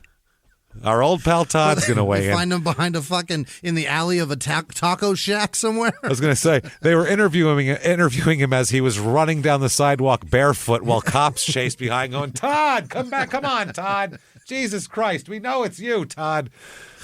That's There's amazing. needles everywhere. No one else runs around here barefoot. Come on, Todd. You know, it's not good when draft and NFL busts are having a take on your career now. That's really awful. When your career is going so badly, they need to go to Todd Marinovich to get perspective on it. That's a bad sign. Let's see, who else has done this terrible thing? A homeless Todd? bus drug addict is commenting on your career. Fuck, man. Todd said that if Johnny truly has problems with substances, kicking them is going to be the hardest thing he's ever done in his life. He said that getting to rehab is great, but then once you get there, you're really open to it. Are you open to adopt a new lifestyle? That's the problem. Going to that doesn't mean anything. It's are you willing to do the work? And clearly he wasn't willing to do the work to get in the fucking NFL. Why would he be willing to do the work to be a clean, not drug addict? He's not doing the work to throw his first touchdown pass yet. Right. He still hasn't done that. So, fuck are we talking about here? Yeah. 2015, the Browns are 3-13. So just god awful. Johnny starts 6 games, plays in 9, and doesn't do too well. He has 7 touchdowns and 5 picks, which is better than it's better than it was before, but still not great. Under 2,000 yards. He's just not. He's not crushing it. And if you watch this too, it looked like every yard looked like it really was like pulling teeth to get. It was hard for him. He's a small guy, and it just doesn't. It's hard. So his girlfriend that we heard from before, Colleen Crowley here, Colleen Crowley. We'll talk about her. She said that the partying was what she called pretty average for people her age. For their age at the time. We were young people. We were partying. You know what I mean? That's what everybody was doing. Yeah, 24. That was My average party when I was 24 it would ruin NFL careers. I was not living a healthy life. But by the end of the week, you weren't going to have J.J. Watt trying to murder you. That was the difference. Yeah, whereas this guy's, he is, it's a different thing. She said that it wasn't over the top crazy in the early months. And she said her relationship with Johnny was supposed to be a fun summer fling type of thing, which I think they met at Texas A&M or at an event or something, because she's a Texas A&M girl too. She's like her dad's like some international something, like she's very wealthy too. She would definitely swim in his circles. You know what I'm saying? Yeah. She said that things turned serious because he ended up leaving school early, though, and he asked her to be his girlfriend, and he said, quote, "I want you to come up to Cleveland every weekend or I'll come down there." Then he moved into his apartment in downtown Cleveland, and she said that she sensed a real change. Oh, well, if you've spent any time in downtown Cleveland, that'll make you grumpy. Let's be honest here. That'll change your life. That'll change. I was there for a day and a half, and it fucking changed me plenty. Going, why? Appreciate some why? things. How is it windy always? Ow. She said, yeah. She said he was on edge, more aggressive, and really sad. She said she heard rumors of his his drug use is out of control and he's fucking all sorts of people. But she said, "Oh, come on. That's not my Johnny." Yeah. She said, though, there was no denying his issues when he, quote, came to me crying saying, "I need to go to rehab." So, yeah, he's got issues here. October 2015 here, these issues get pretty stark. This is October 20th, 2015 at 2:25 p.m. So, middle of the day. This is not middle of the day here. There's no, middle of the night, and it hasn't gotten out of control. Apparently, the police are going to be looking into a highway incident that occurred between Johnny and his girlfriend. Oh. NFL spokesman said, "This is just standard procedure to look into any incident." That's all they do. So apparently this happened on October 12th, and dash cam video was recorded here. It happened in Avon, Ohio. And police will ultimately not charge Johnny, but that's something. His car came to the attention of a witness after they say he was driving at a high speed along the shoulder of Interstate 90. Oh. Which is not how you do shoulder. it. Yeah. He's not. Maybe he was studying his playbook. Maybe. That's all it was. He glanced. He wasn't looking up enough. And he was also cutting across several lanes of traffic to exit as well. And in the video that they end up having later, his girlfriend Crawley here can be heard saying that Manziel, quote, "hit me a couple of times." Oh, boy. Telling officers this. Oh, boy. And officers noted that officers did note that she was intoxicated at the time, and they declined to press, and she didn't want to press charges as well. Manziel, though, who's obviously been in rehab, he said that he'd been drinking as well all day, but he denied hitting her. So he said, "I was driving and drinking after I just got out of rehab. My girlfriend's in the car. She says I hit her. He said I was drinking and driving, but not hitting her." The charge, officer, is DUI, not DV. Yeah, come on. Jesus Christ, man. He said that he grabbed her once to stop her from jumping out of the moving vehicle. And that's the only time he ever touched her, even. That was for her own safety. I mean, goodness gracious. Golly gee, officer. I just wanted to make sure she was safe. When you got to put your hands on her to keep her from leaving you, that's this fight's already out of control. It's a bit of a problem, I would say, here. This is from ABC5 in Cleveland. A witness called police after seeing Manziel's white Nissan use the shoulder of the road to pass her at high speed. Jesus. Yeah, you can't go. That's not a lane over there. He's driving one of those 350Zs, isn't he? I'll bet he is. Probably. The witness told police that the couple was arguing, and Crowley attempted to exit the vehicle while they were on the road.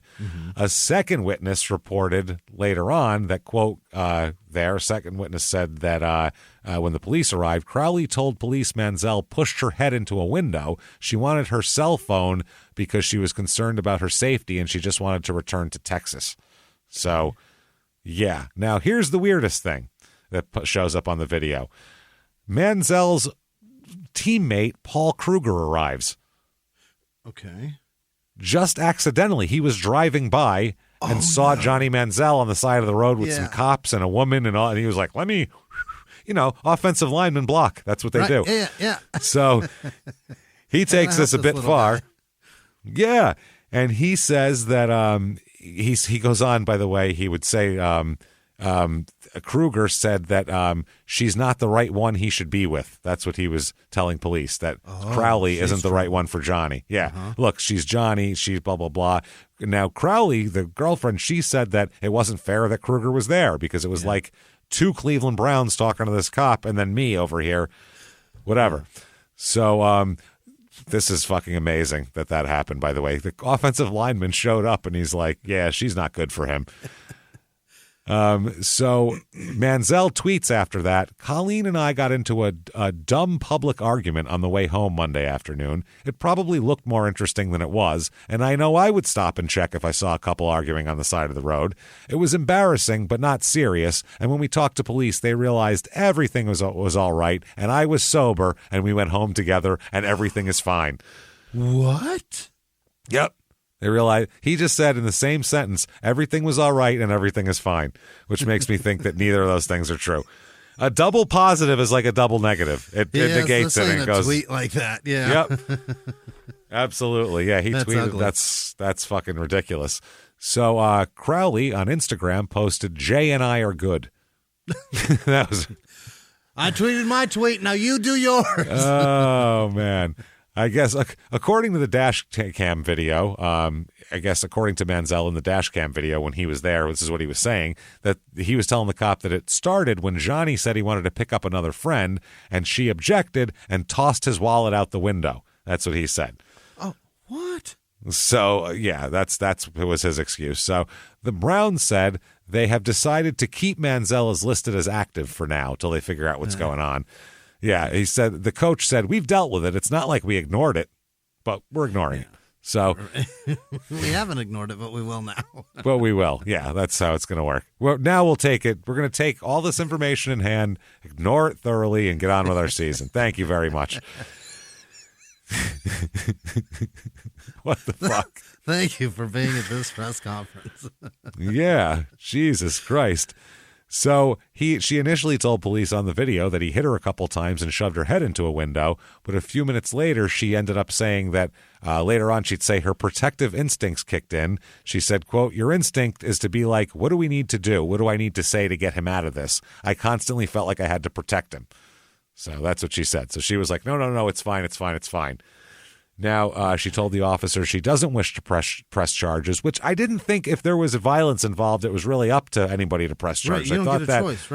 Right. You say I fucking did that, and then I don't know. I guess she would have to have marks. I'm not sure of how that works. Be able to prove something, right? I don't know what Texas highway justice is like on a domestic dispute level. I really don't. So, yeah, good point. Yeah, she said that she even had no idea what they were fighting about at the time later on. And she would later say, he would say he felt like he was trying really hard and going in the right direction, but he wasn't starting. With someone with his issues, when you're performing well, you're not getting what you think you're supposed to be getting. It's probably like, well, why even try? So he continues drinking and all that kind of shit. Later on, Crowley would say during this time, he was using Xanax and cocaine both. So, both shit. Of them. Yeah. So that's a quite an up or downer combo you got going there, Johnny. That's it's a roller coaster. Fascinating choice. I'm going to make my own little speedball. That's fun. November 2015. This is November 17th. Johnny is named starter for the rest of the season that year. That's how he got his 6 starts or whatever there, which is hilarious. Josh McCown was 2-8 coming into it. So you got no choice. Yeah, 1-6 as a starter, and also he was hurt. So they were like, okay, we've got to do this. The coach ended up saying, I think the performance against Pittsburgh validated the process that he's made, the improvement that he's shown, and he deserves this opportunity. We understand where our season is. This is a kid we've invested a lot in, and this will give us an opportunity to see how far he's come and what he's capable of. Okay. November 19th, 2015, Skip Bayless, this was the dumbest thing he said. Out of all the things he said, mostly that Johnny was going to be so great, this is the dumbest thing of all. He says that Manziel is so good. He's good now, obviously. He's so good. He questions the quarterback's decision, the Cowboys' decisions at quarterback, saying that Dallas would be running away with the division right now if Jerry Jones would have just picked Johnny Manziel in the 2014 draft instead of doing what he's doing. The fuck? I guess you can just say wild shit that you would. It's impossible to know. I mean, that's what I mean. We know that it wouldn't be happening, but it's impossible to be able to argue against that. You just have to say, Skip, that's stupid. It's the only argument you've got. Very stupid. Mm-hmm. Well, here's what he says in a quote. Yeah. This is his dumbness. When you see it written in black and white, it's even dumber than hearing it in his stupid voice. Yeah. His stupid, frosty, douchey voice. He says, quote, Jerry Jones badly wanted to draft Johnny Manziel. Johnny, as a Dallas Cowboy, was meant to be. He was born a Dallas Cowboy. That's how he's saying it, too. Johnny is flat out Hollywood. He's not a Cleveland Brown. He's been stuck with the worst group of skill players in the NFL starting for the Cleveland Browns. You put him with Dez Bryant and all the other weapons that Dallas has behind that offensive line and say, go Johnny, go. Running away with the division. He thinks Dallas is Hollywood. What a dork. Yeah, that's the other thing. So that's November 19th because he just got named starter. November 24th, not a starter anymore. Benched. 5 days. Running away with it. Yeah. Benched for off-field antics here. Yep. Dropped not only from a starter to a non-starter to a third stringer. They dropped him to the bottom of the depth chart. Unbelievable. This is not in games. He was playing fine. He partied his way out of the lineup, as they called it. They're going to have Josh McCown start again. Good Lord. A video surfaces of him holding a bottle of champagne and rapping what they call profane lyrics in Austin, Texas that weekend at a nightclub. Oh, my God. Drinking and partying. What did he say? Whose lyrics did he use? What an asshole. You know what I mean? Oh, fuck, man. So, Coach Patine said, everyone in this organization wants what's best for Johnny, just like we do for every player in our locker room. I'm especially disappointed in his actions and behavior because he has been working very hard. The improvements from last year to this year have been tremendous, but he still has to consistently demonstrate that he's gained a good understanding of what it takes to be successful at the quarterback position on this level. It goes well beyond the field. You are the guy on a billboard on the highway in your town. Right. You're the guy on all the commercials. You're the face of the team, stupid. You're a guy on the side of the stadium that people are buying tickets because you're here. You fucking asshole, get it together. So they said that Johnny, though, he tried to say that that was from a different time. That wasn't even this weekend. And they were like, no, it's this weekend. Come on. Come on. Yeah. That's fucking ridiculous. You have a vision of what you want the team to look like and how you want them to handle themselves when you're out of the building. This is the coach still. It's not just pure football here. It's truly player development on and off the field. We always say to whom much is given, much is expected, and that's true for all of our players. My hope is for him, whatever those choices that he's making are, that they're healthy choices and that they're good for him as a person. That's, yeah. So, no. December 2nd, McCown keeps getting hurt again. But instead of starting Johnny Manziel, they start Austin Davis. Who? Exactly. What? Exactly. Yes. That day, or the next week on December 6th here, the Browns are blown out 37-3 by the Bengals, and they still don't put Manziel in. Wow. Then the reports come out. Lose with Austin Davis. Yeah, then the words come out that Manziel's going to start the final 4 games of the season. Then on December 10th, they said that the offensive coordinator says that he and Manziel have a good relationship, but Johnny's got to keep his word and do his thing. Then December 28th, 2015, another video surfaces of him on the internet. Boy. Here. He's rapping again. Now another person's drinking alcohol. But he's still rapping. It's so uncomfortable. The coach said that, it's nothing illegal's going on in the video. But he said anytime there's something with our players that casts them potentially in a bad light, whether it's Johnny or any of our guys, it's certainly a concern. He said, I'm sure I'll see it. I'll have a discussion with him about it. So, It's not fucking karaoke night, and nobody raps at karaoke night. Stop rapping. It's the most cringe fucking thing you can do. When you're Johnny Manziel, yeah. Yeah. Then on December 31st, he's ruled out for the season finale with a concussion now. So now he's Johnny Concussion, like from American Dad. So there we go. Yeah.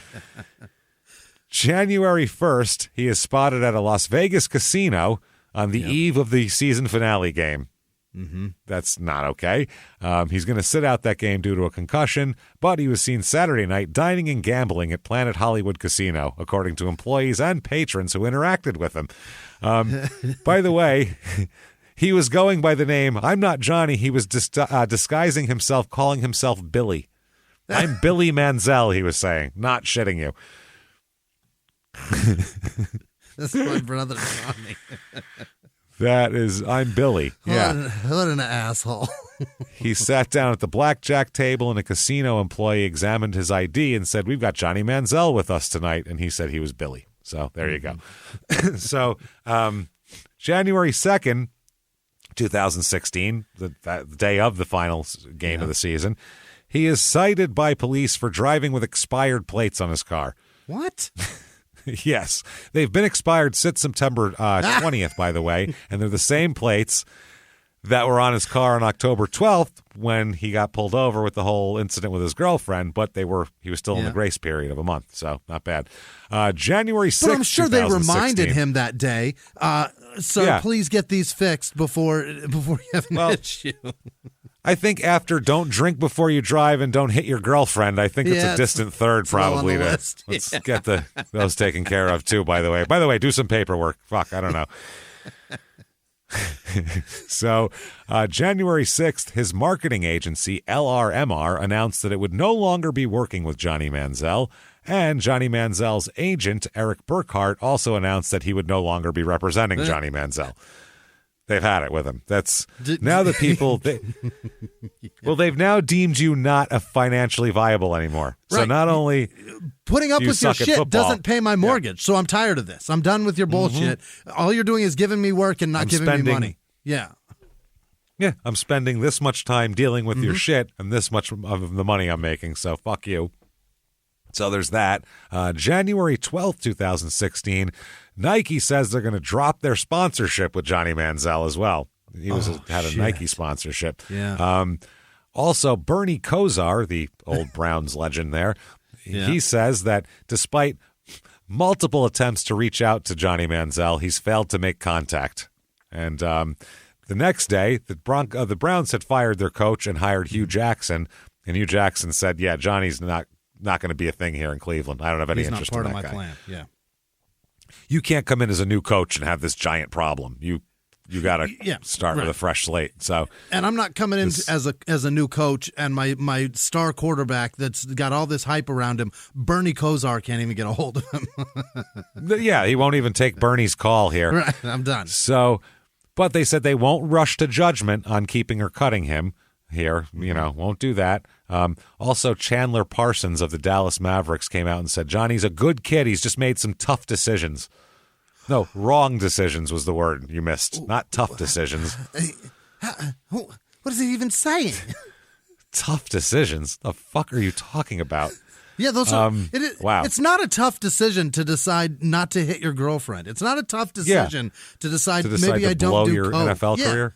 Right. It's not a tough decision at all. He's had bad decisions and tough situations. He's just dealt with them wrong. Yeah. That he made for himself. Yeah. His situations, he had to go out of his way to make them tough because really the whole world bent over backwards for this asshole. And then he had to figure out a way to make it so it was harder for himself. I feel like he likes it hard on himself. Yeah. Chandler, he made it tough on me. How about that? Yeah. There you go. January 20th. This has been a long month and a half. It's been like every week something new. January 29th this month here. It was 22nd was the last thing. January 29th, a little bit of a problem with his girlfriend, Colleen Crowley again. Okay. Yes, there's a disagreement. Starts out, it's going to be a multi-location fight that they have here. Oh, wow.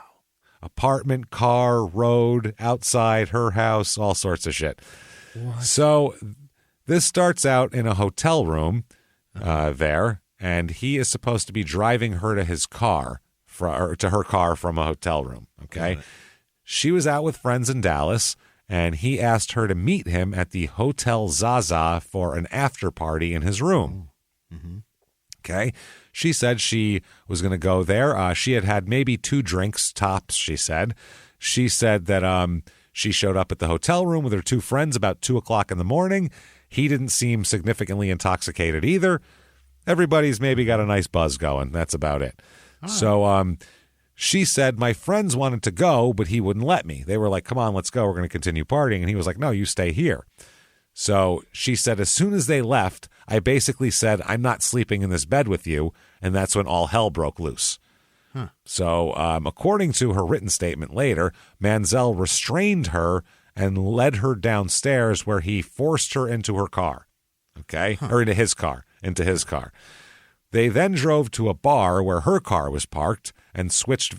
She got in her vehicle there. They got in her vehicle instead of his vehicle at that point. Okay. She said this was against her will. He drug her there, and he said, we're getting out. We're going in your car. Now, Crowley at some point here during the car exchange, escaped the car and tries to hide in the bushes. But very mature. Johnny's like a German short hair. Yeah, he's like a German short-haired pointer, and he tracked her down and brought her back. He sniffed her out, made the little thing, and at which point she says that he struck her with an open hand, rupturing her eardrum. What? Hit her in the eardrum. She said that that was because she said he was backing out. She said she jumped from the car. He grabbed me by my hair and threw me back into the car, and then hit me with an open hand on my left ear. She said that the blow made her completely deaf in one ear for about 3.5 months. Wow! Now they're driving. That'll do that. They're driving to her apartment. While they're driving, she said he threatened to kill them both at that point. She said he was laughing and crying simultaneously, which is not good. Whoa. When someone's driving fast and they're laughing and crying simultaneously, that is a bad scene, man. That's dangerous. She said, I think there was some mental breakdown because of the way he was acting. It wasn't like drugs or alcohol would affect a person. This was more deep-rooted. Like he just fucking snapped. She said, here's her quote on the whole thing. And she said she hit him back several times trying to get out of the car, but Manziel threw me off him, causing her head to strike the car window, knocking her onto the floor as well. She said that Manziel pulled her onto the seat, telling her to stop, and that he wasn't going to let her have her phone. So he drove on I-30 toward her apartment in Fort Worth, and she said, I was crying, telling him, I hate you, just leave me alone, I hate you. And he said he was going to drop her off, take her car, and go kill himself. That's what she said. She worried he was on drugs or having a psychotic break, so she tried to calm him down by saying, I love you, we can figure this out, we can talk. And she said that he, quote, started laughing at this, and I became really scared. She said that he told her, quote, shut up or I'll kill us both. Which I think every man has said once or twice. But I think he meant it. That's the difference. Yeah. I'm regretting heckling this man right to his face now. I didn't know he was this psychotic. Jesus Christ. I mean. He's like the Joker, for Christ's sake. He's like, oh, God. Like, shut up or I'll kill us both. I'll kill us both. This is fucking crazy. Wow. So they got back to her apartment, go inside, and they continue arguing until 5 a.m. Oh, when Manziel, I guess she said she was doing something, but he found out she was trying to call her parents. Because she's that type of rich person that doesn't call the cops; they call their parents first. Yeah, that's a different person. Yeah. Her parents have gotten her out of a lot of jams, is what that sounds like, which is great. Good. That's what I do for my daughter, too. I guess. Fuck it. Yeah, that's what you do. So she said, out of fear for my life, I pulled a knife out of my knife block and advanced toward him, and he ran out of the apartment. Maybe I'm not. Maybe I don't regret heckling him. Right? And then a neighbor who heard her screaming called 911. When police arrived, according to reports, she became uncooperative and refused to answer many questions. And then a week later, she filed the written complaint with the Dallas police, and a judge orders him to stay away from her for 2 years. Yeah. 2 years. So she said, I was lucky I survived. I fought for my life that night. So, yeah. I think she's right. Yeah. She said a police report said that she felt like she was going to die or get beaten really badly. And, and she told a neighbor, when a neighbor called 911, she said, Johnny Manziel just beat the shit out of me. The neighbor called the police. They were like, well, that I believe. Yeah. 911. Yeah. Yeah. The little guy there? Oh, I thought that was somebody's kid running around. Do you think this is, do you think he suffers from CT? You think he's got a decision-making switch that doesn't operate anymore? I know he's got multiple concussions. He drinks like a fish. He does all sorts of fucking, he was doing different drugs that do different things to him. Right. His life is spiraling out of control. Yep. People are fucking heckling him at golf tournaments. I think when you add all that, he can't take it. No. He can't take it. In the 1980s, a rosé swept the country. Hey, Mike, I really like this white Zinfandel. Well, good. Now put it down. I'm going to try another one. White Zin became America's top-selling wine. But most don't know that this sweet drink has a sour history. What began in 1986 with counterfeit bottles, A big fraud, a multi-million-dollar fraud. sent investigators chasing one of the most powerful families in the business, the Licciardis. But the closer the feds got to them, the more dangerous things became. It's a story of deceit. At the time, I was paranoid. Threats. You touch my kids, I will kill you. And murder. With a .22 caliber bullet to the head. What started with a scheme to mislabel wine spilled into a blood-soaked battle for succession. Welcome to Bloodvines. You can binge listen to Bloodvines exclusively and ad-free on Wondery Plus. Join Wondery Plus in the Wondery app, Apple Podcasts, or Spotify. A few miles from the glass spires of Midtown Atlanta lies the South River Forest. In 2021 and 2022, the woods became a home to activists from all over the country who gathered to stop the nearby construction of a massive new police training facility, nicknamed Cop City. At approximately 9 o'clock this morning, as law enforcement was moving through various sectors of the property, an individual, without warning, shot a Georgia State Patrol trooper. This is We Came to the Forest, a story about resistance. The abolitionist mission isn't done until every prison is empty and shut down. Love and fellowship. It was probably the happiest I've ever been in my life. And the lengths we'll go to protect the things we hold closest to our hearts. Follow We Came to the Forest on the Wondery app or wherever you get your podcasts. You can binge all episodes of We Came to the Forest early and ad-free right now by joining Wondery Plus. He said later on that it didn't happen. That's what he said. I never hit her. He said, I'm completely stable. I'm safe and secure. Yeah. I'm good now, is what he's saying there. I don't believe it for a second. So, they had a gallery of photos from this incident, and there were visible marks and bruises on her back, leg, neck, collarbone, among other areas as well. All sorts of marks and bruises on her. She told more about it. She was saying at the hotel room he had thrown her on a bed and told her, said we're going to leave, and he was basically dragging her all around the place is what it was. So February 2nd, the Browns say, quote, we've been clear about expectations for our players on and off the field. Johnny's continual involvement in incidents that run counter to those expectations undermines the hard work of his teammates and the reputation of our organization. First of all, everything you said was true up till that point. You're the Browns. You don't have a reputation. Your reputation is, you fucking losers. That's not a reputation. Your reputation is we draft poorly, never fucking win. Yeah. And our city smells like exhaust jizz. What are we doing? Shut up, Cleveland. The ghost of Otto Graham and the old career of Jim Brown. Fuck they have my gotten life. so much mileage out of that shit. Oh, my God. Kevin Mack would be rolling over in his grave if he wasn't 50 and not dead. I'm sure he is dead now that I said that. So, They said his status with our team will be addressed when permitted by league rules. We have no further comment at this time. In other words, we're not allowed to release him yet. Yeah. They're not. It's the league rules up till certain dates. So police announced that they're going to launch a criminal investigation into all of this. And Paul Manziel, that is Johnny's dad. Boy. He's talking to the Dallas Morning News, and he says that the family has tried to get his son to accept professional help twice in the past week. He told the newspaper when he tried to have Johnny admitted to a psychiatric and chemical dependency hospital, Manziel was allowed to leave.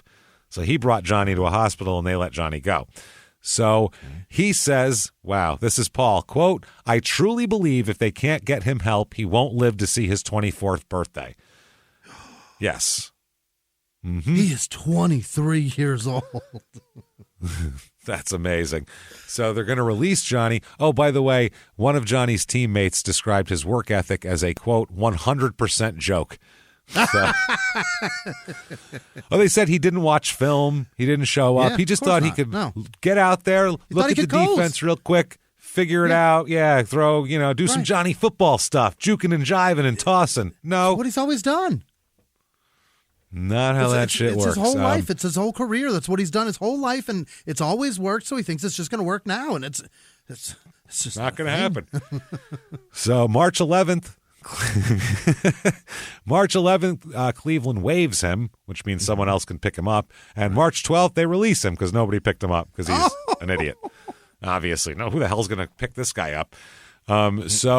Manziel's spokesperson, he still has a spokesperson somehow. He doesn't have this or that, but he's got this. He says, quote, she says, so many people have one image of Jonathan. Now he's Jonathan. He's not even Johnny anymore. Come on, man. That's amazing. Of Jonathan. This is the first time since birth we've heard Jonathan. Jonathan. You asshole. Jesus Christ, she's good at her job. I'll give her that, man. That's not she bad. Stuck that in there. If you're not us and see this every day, it might slip by you. But believe it or not, he takes all of this very seriously. Yeah. No. He's hoping that he can clear up his personal issues, start interviewing agents, and see what he needs to do if he wants to play this year. Oh, wow. That is fucking wild. Yeah, I would say. I don't even know what to do there. So they were also, Drew Rosenhaus is going to end up signing him here and then getting rid of him again. So Rosenhaus informed him that of his decision to terminate the relationship, but he would reverse the decision if Johnny went into a treatment facility within 5 days. So he gave him an ultimatum. Yeah. He says, Rosenhaus says, in needs of helping him get the treatment I believe he needs. And Rosenhaus is the agent you get when things are going bad. He's the best. He's the guy, he'll have you, well, let's not say that. He had Terrell Owens doing fucking sit-ups in his driveway. What good did that do him? Nothing. He just embarrassed him. He does some embarrassing shit, Drew Rosenhaus. He really does. But he's kind of an embarrassment, he does I think, personally. To the level of your scandal, though, of embarrassment. He doesn't draw it out and make it more embarrassing. He just gets attention on you. I guess. But no one wants to sign Terrell Owens, so I'll have him do sit-ups in his driveway. Kind of exacerbates the problem. It does. Yeah.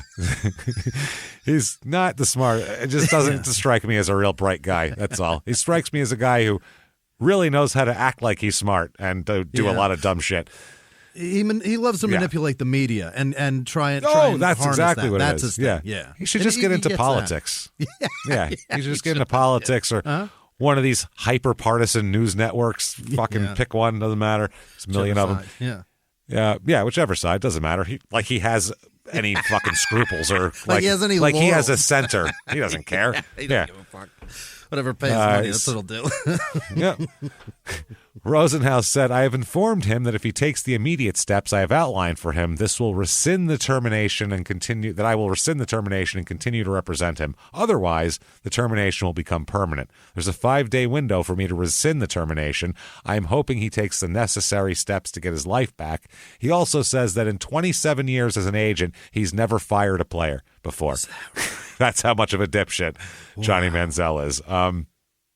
Yep, he said, accountability is the foundation of any relationship, and without it, the function of my work is counterproductive. Very true. Very true. Also, Nike's dropped him, as we said. He's having a lot of problems here. The NFL is investigating whether he violated its personal conduct policy with the domestic violence incident. Dallas prosecutors are going to present the case to a grand jury. Yeah. Not good for him all over the place. April 9th, 2016, 10:45 p.m., Los Angeles, California. This isn't, I guess, Johnny's fault, but Johnny's a passenger in a car crash. Sunset Plaza Drive and Sunset Plaza Circle in that area.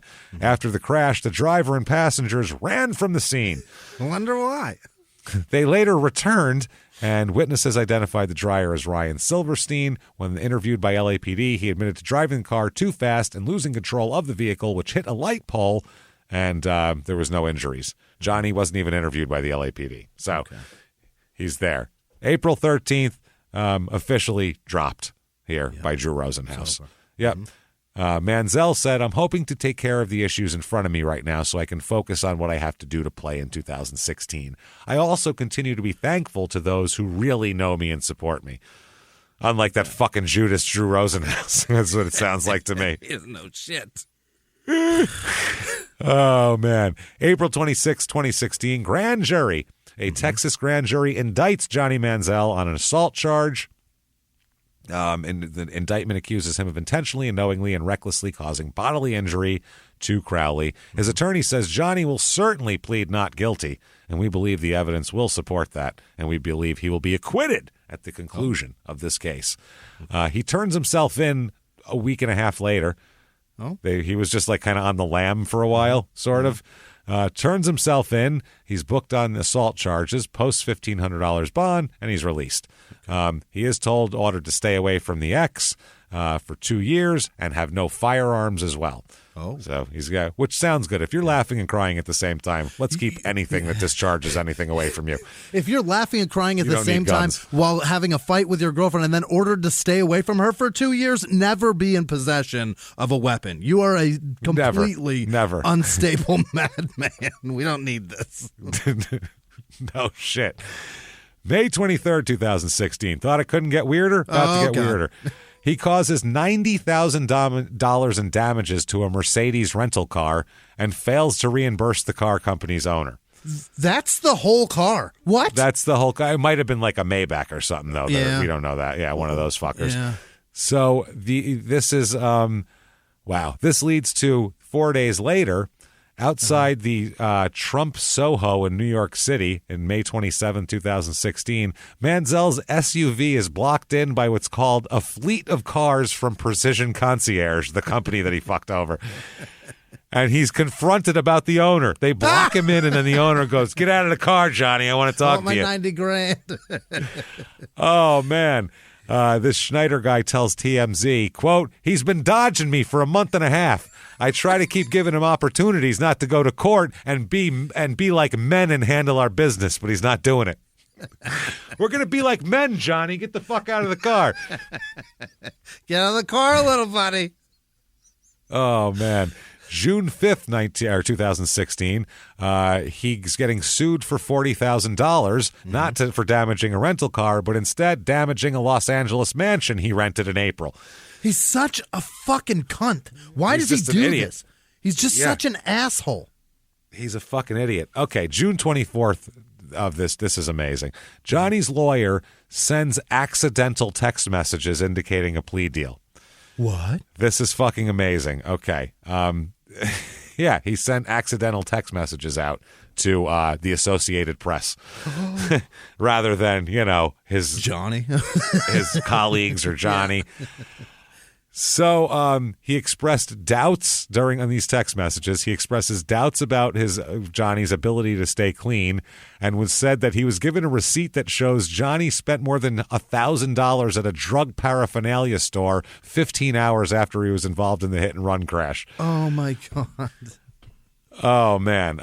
So yeah, he said that Johnny. Also, he said that Manziel's father.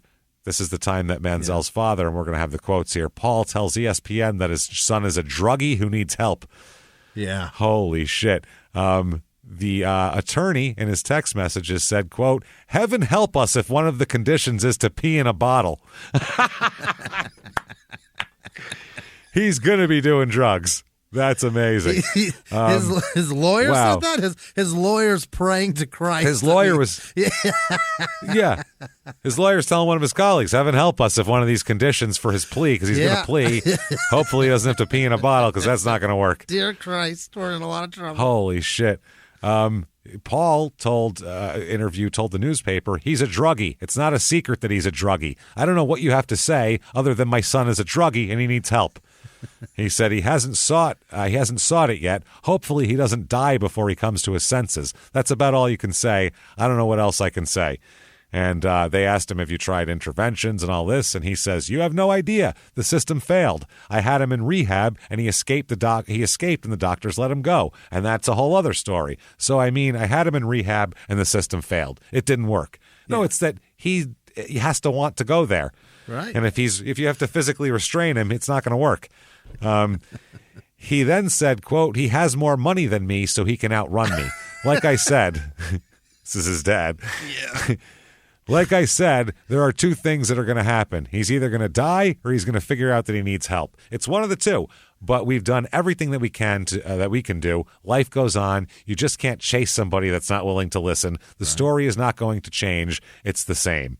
And they said he's exhausted all ways of avenues he knows how to help him. And he says, we're so far past that. That was years ago. We're so far past what everybody thinks we are past. People are ignorant. It's just a horrible story. That's all there is to it. I mean, I hate to say it, but I hope he goes to jail. I mean, that would be the best place for him. That's where Paul is at already? He hopes he goes to jail. He says, quote, that's where Paul's at. Wow. I hope he goes to jail. So this, talk about tip of the iceberg. We've seen the tip. His family's seen the iceberg, and they're like, you think you're annoyed. We've been dealing with this shit for 10 years. Yeah. You fucking idiots. Yeah. He said that he doesn't want to talk about it anymore. Paul says, I'm done. I'm done talking about it. I'm doing my job, and I'm going to move on. If I have to bury him, I'll bury him. Oh, my God. Wow. That's the fact. So if not, if he calls me and needs help, I'll go get him. Until then, he's on his own. I've done everything I can do. There's nothing else I can do as a father. Nothing. It is what it is. He's a druggie, and everybody needs to accept that. Oh, dear fuck. So if he wants to get better, I'll help him. If not, I'm not doing it anymore. They said, well, how about your wife, Michelle, his mom? And she said, we're done. We don't have he said, we're done. We don't have the energy to spend anymore. We're done. I'm not going to keep talking about it. I'm moving on. Wow. This is a lot here. The text message about the drug paraphernalia shit was, quote, heads up, receipt which purports to reflect that Johnny made purchases of $1,018.77 at a gas pipe store at 12:03 p.m. Yeah. So they said that the sign at the store says ID is required for purchases of more than 200. They don't know about they were trying to hunt down, is there a receipt? Is there this or there that? Who fucking cares at this point? I think Dad's saying he's a druggie. We all know it. I think that's about enough anyway of that. So September 6th, he should be good now, right? He's got to lay low. Well, instead, he's in Austin. And a bar employee files a lawsuit against him saying that Johnny punched him in the back. So there you go. And also broke his nose. Mm-hmm. Yeah. Yep. He said the state of the employee was working as a bar back at a bar called New York when Manziel demanded drinks from him. The man told him he could not take his order because he wasn't a bartender. Later, a member of Manziel's group heard the employee talking about Manziel to a different customer.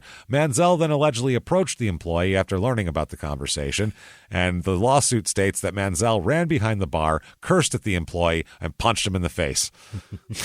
The lawsuit says it broke his nose. Then the employee said that he grabbed Manziel, causing him to fall to the floor, and Manziel took off after that. He went out the back exit like a turd. Yeah. Just slipped shit himself right out on the streets of Austin. So he's being sued for $200,000 for that. October 4th, 2016, suspension is lifted by the commissioner of football. So there's that. He can come back. Problem is, nobody has any interest in him. Nobody else gives a shit. Nope. So 2018 now, a year and a half goes by. He is talking about signing with the Hamilton Tiger Cats or the Montreal Alouettes, maybe. Wow. He's in negotiation with the Hamilton Tiger Cats of the Canadian Football League. And, they're talking to him, and they said that he was put through a series of physical and medical tests. And, he might be there. Let's see. He could be the guy. He could make people come out just to watch the train wreck at that point. So, Manziel's agent, by Eric Burkhart, is back now, so he's got him again. He responded to the Tiger Cats' offer, stating that Hamilton had till the end of the month to offer his client a fair deal. So a failure to do so would result in Manziel turning his attention to several other professional options. Huh? What are they? What was that now? What professional options? Then the Tiger Cats said that they broke off negotiations with Manziel, and then the same day he agreed to play in the Spring League, a non-paying developmental league for the 2018 season. Boy. He was quarterback at the Texas A&M 2018 Pro Day, throwing passes to draft prospects from Texas A&M. So, there's that. So he also wanted to show that he could throw the ball because there's all sorts of every team is there. Right. So, May 3rd, the domestic violence case against him has closed, and after he completed the terms of the plea deal, and there's that. So it's all good. He's good now. May 19th, 2008, he and the Tiger Cats announced that they have agreed to a 2-year contract. Oh. So he sits on their bench for 6 weeks, doesn't play, and then they trade him to the Montreal Alouettes. Oh. So there's that. They trade him to. I didn't even know they could trade you in Canada. Like, I came all the way here. You're going to trade me now? Yes, they can do anything they want, right?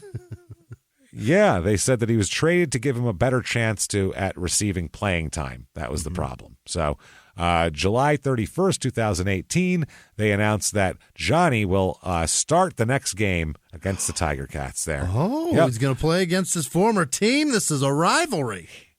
He's going to dominate, right? I mean, this is a big deal. He's going to be in his element. Well, by the first half of his first CFL start, he threw 4 interceptions. 4. The team lost 50-11. God, so good. Yeah, it's not great, man. In the third quarter, he received a hard hit to the head and fumbled the ball at the goal line, where it was recovered for a touchdown. He was placed on the injured list as well, and he's got a concussion up there now. Yeah. So not wonderful. Manziel's not doing great.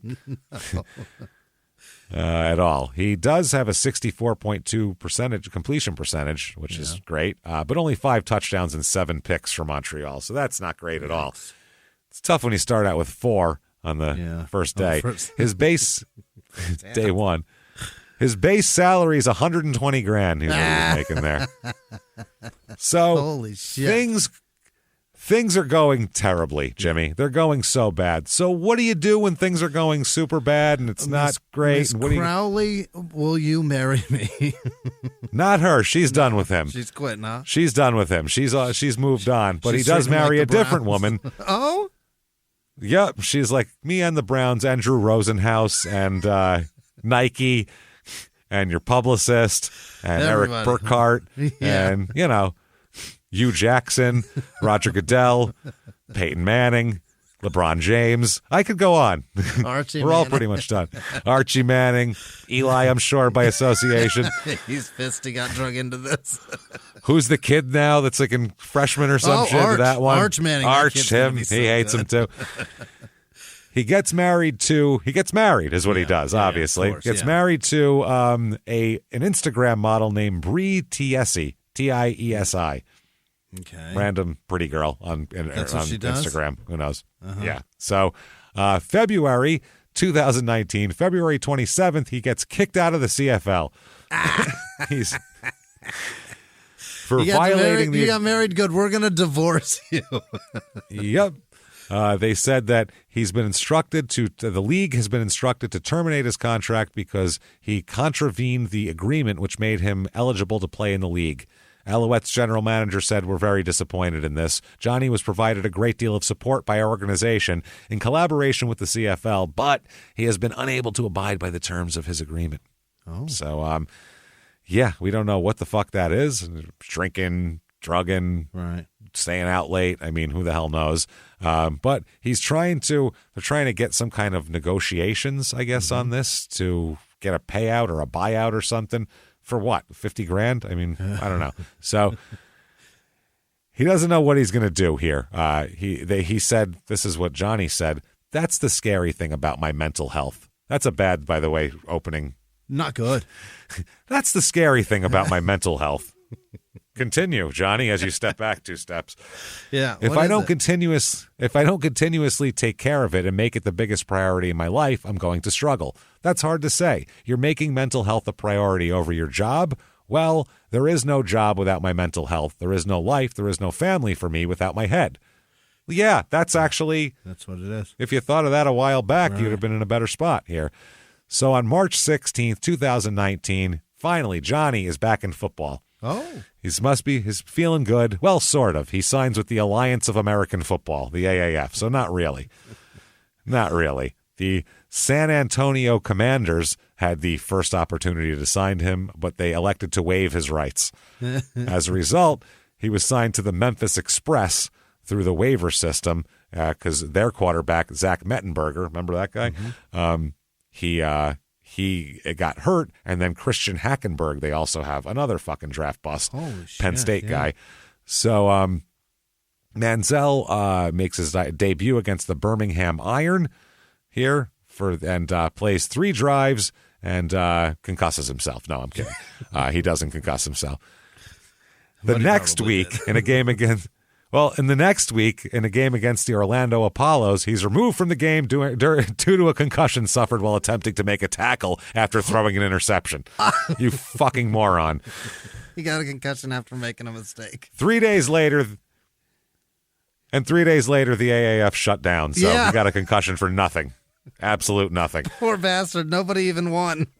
Nobody even cared or won or did anything of the matter. I didn't realize he was a part of that whole thing. Yep, for a minute. 2019, Johnny and his wife are separated. Why's that? That didn't last long. It lasted less than a year. She said, quote, "You've been married. This is what she posted on social media. You've been married. You've been betrayed. I don't do betrayal for a person I was devoted to, period. Vows were broken. Fuck money and fuck you and every other loser on here," she wrote to somebody on their that posted something about it. She is fucking taking a flamethrower to that That shit. is the most fuck it all I've ever heard from somebody I've never heard. That's fuck you. Every other loser on here, you fucking eat my shit. We'll catch up to her, by the way. Really? She's good at catching things, we'll say. Watch this. Wait till you hear this later on.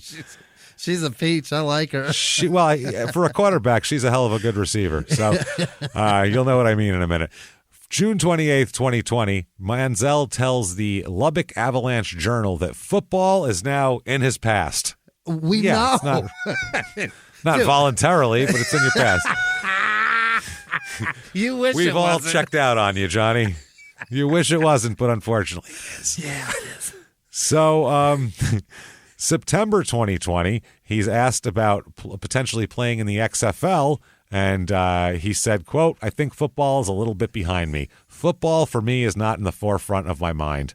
He did say he didn't completely rule out coming out of retirement, though, because he said Dwayne Johnson, he said, "Listen, anything The Rock touches is going to be gold as always." So who knows? Yeah.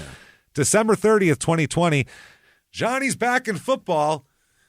He signs with the Fan-Controlled Football League. What the fuck is that? December 30th, 2020. The what? This is some like COVID shit where you're in your house and you can't. It's December 30th, 2020. It's said to be, quote, "the only professional sports league that empowers fans to call the plays in real time." I would be sending so many blitzes at him. There's a reason for that you don't. The only league that lets them do that. I would be sending all-out blitz every time. This isn't Madden. You don't get to control human beings and how they move around like that. That's crazy. Holy shit. This is wild. So 2014, they said, "We're excited for Johnny to join the FCF and finally have a chance to be himself both on and off the field. We don't give a fuck what he does." That's what he said. Don't care. Yeah, we're paying him in coke. Sohrab, we don't give a fuck. Sohrab Faroudi said that. Yeah. I think this is a Saudi endeavor, if I'm not mistaken. Okay.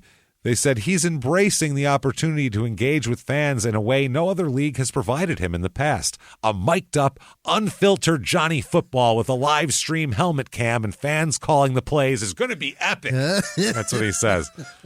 I love the idea, but you're going to get somebody killed. It's the dumbest thing I've ever heard in my life. It really It's is. fucking It's the horrific. stupidest thing. But It's I wanna hilarious, but it's... participate. Oh, absolutely. I want to get some concussions going. He said, football's always been a huge part of my life, and the opportunity to join the FCF was just too good to pass up. It's doing something new and original in sports, a league that's truly all about the fans and letting them call all the shots. I can't wait to get started. This is going to be fun. You idiot. Wow. So there's different teams. The Beasts, they feature Marshawn Lynch and wrestler Miro. Miro, I don't know, fucking new guys. The Glacier Boys, featuring hip-hop mogul Quavo. Super Bowl champion Richard Sherman is on this team. And YouTube sensation Destroying. Okay. What? This is what I mean. Sensation? YouTube sensation, some guy that owns a record company. This isn't football. The Wild Aces, which feature Greg Miller of Kinda Funny. I don't know what that is. And Austin Eckler, who used to be on the Chargers. And then the Zappers, who feature New York Mets pitcher Trevor May and sportscaster Bob Menery. What? What the fuck is going on? What position does Bob Menery play? The fucking announcer. What is this? I don't know. He missed the Week 3 game due to a dental emergency, Johnny does.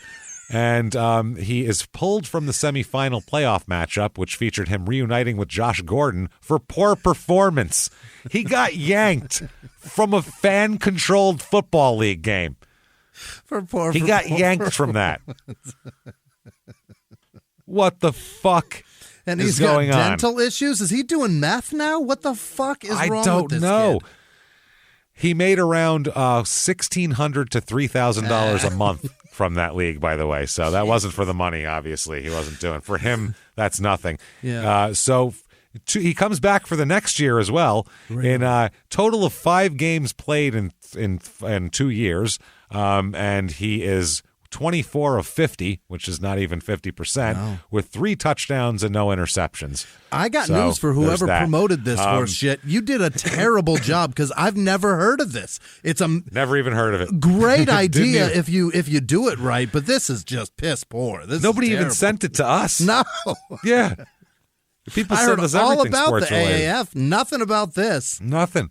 November 2021, Johnny and his wife here have finalized their divorce and are now exchanging barbs on social media, which is very nice.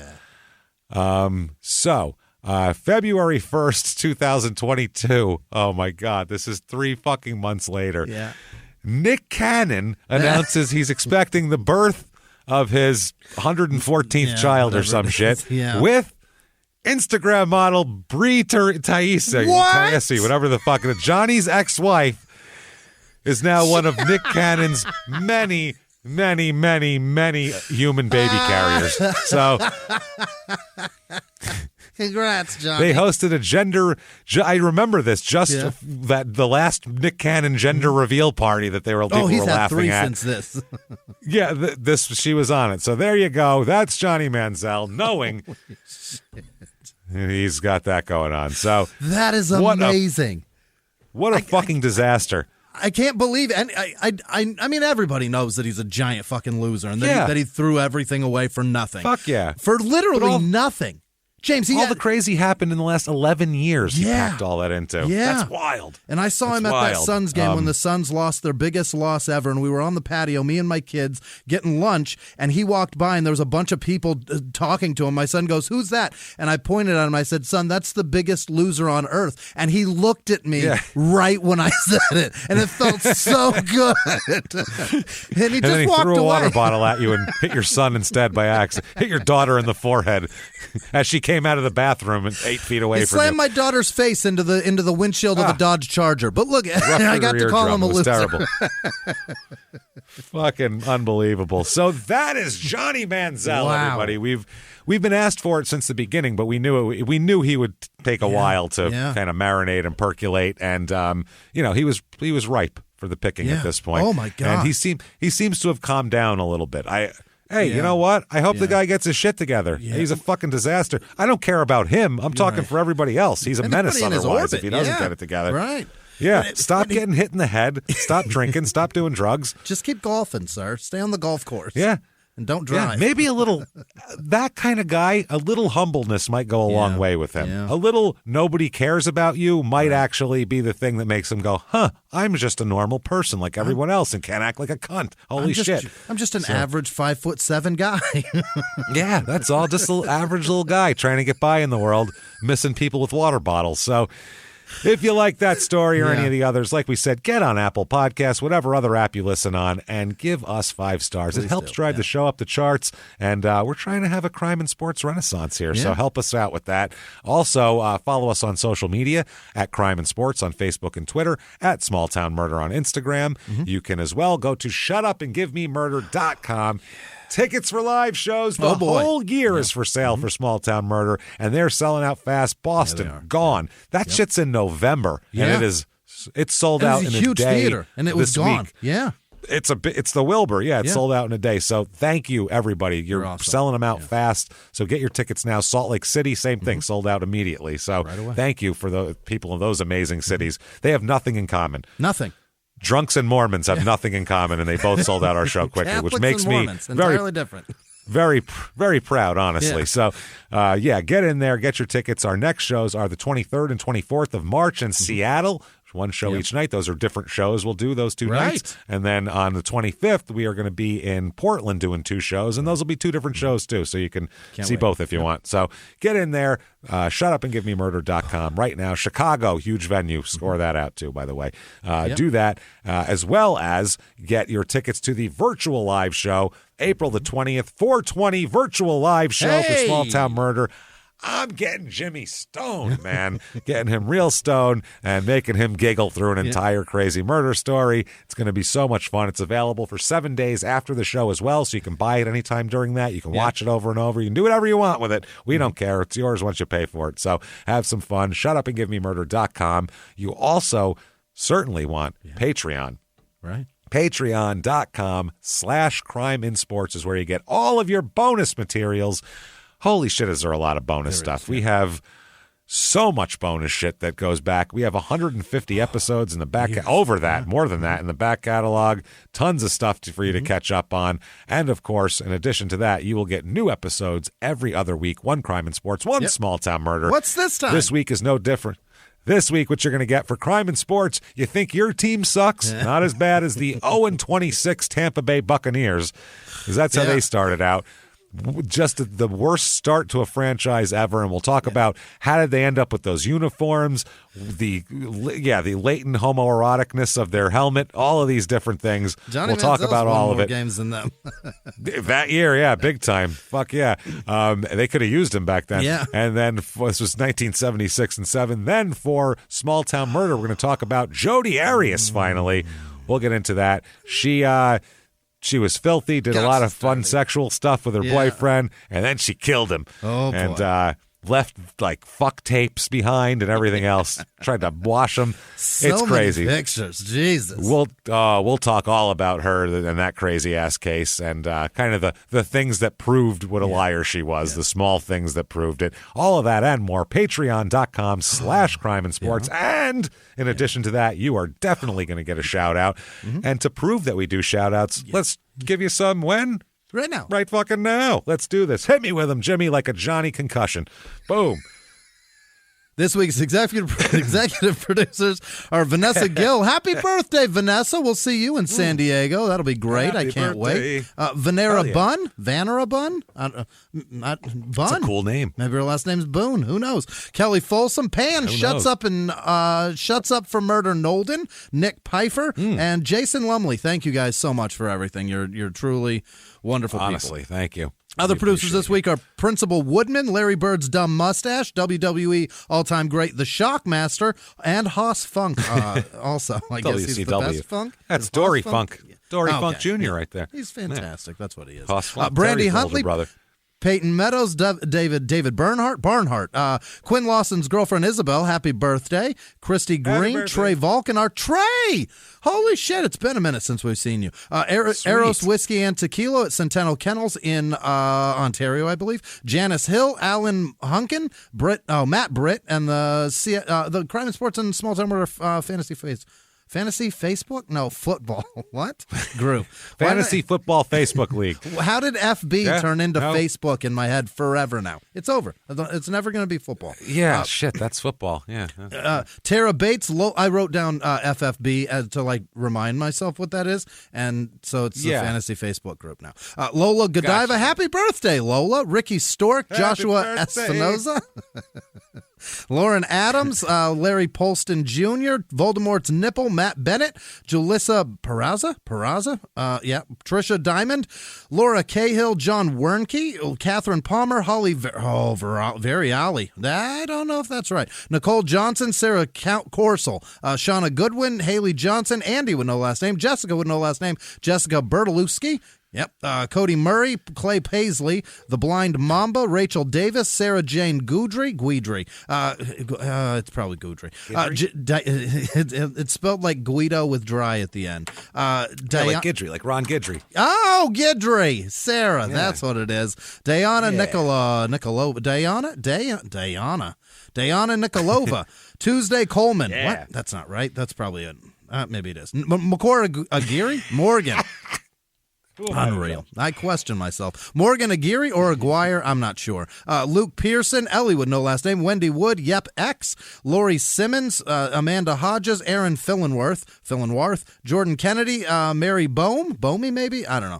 Sherry with no last name, Jesse Schmidt, Julie Hawkins, Chase, and Paige Collins, Amanda Shaw, Kimberly Smith, Guilame Kazanave, Kelly H., Brian Merg, Sean Callahan, Daniel Perez, Justin Roth, Heather Cochizes. I don't know. Jennifer Porter, Brandy Humphrey, what?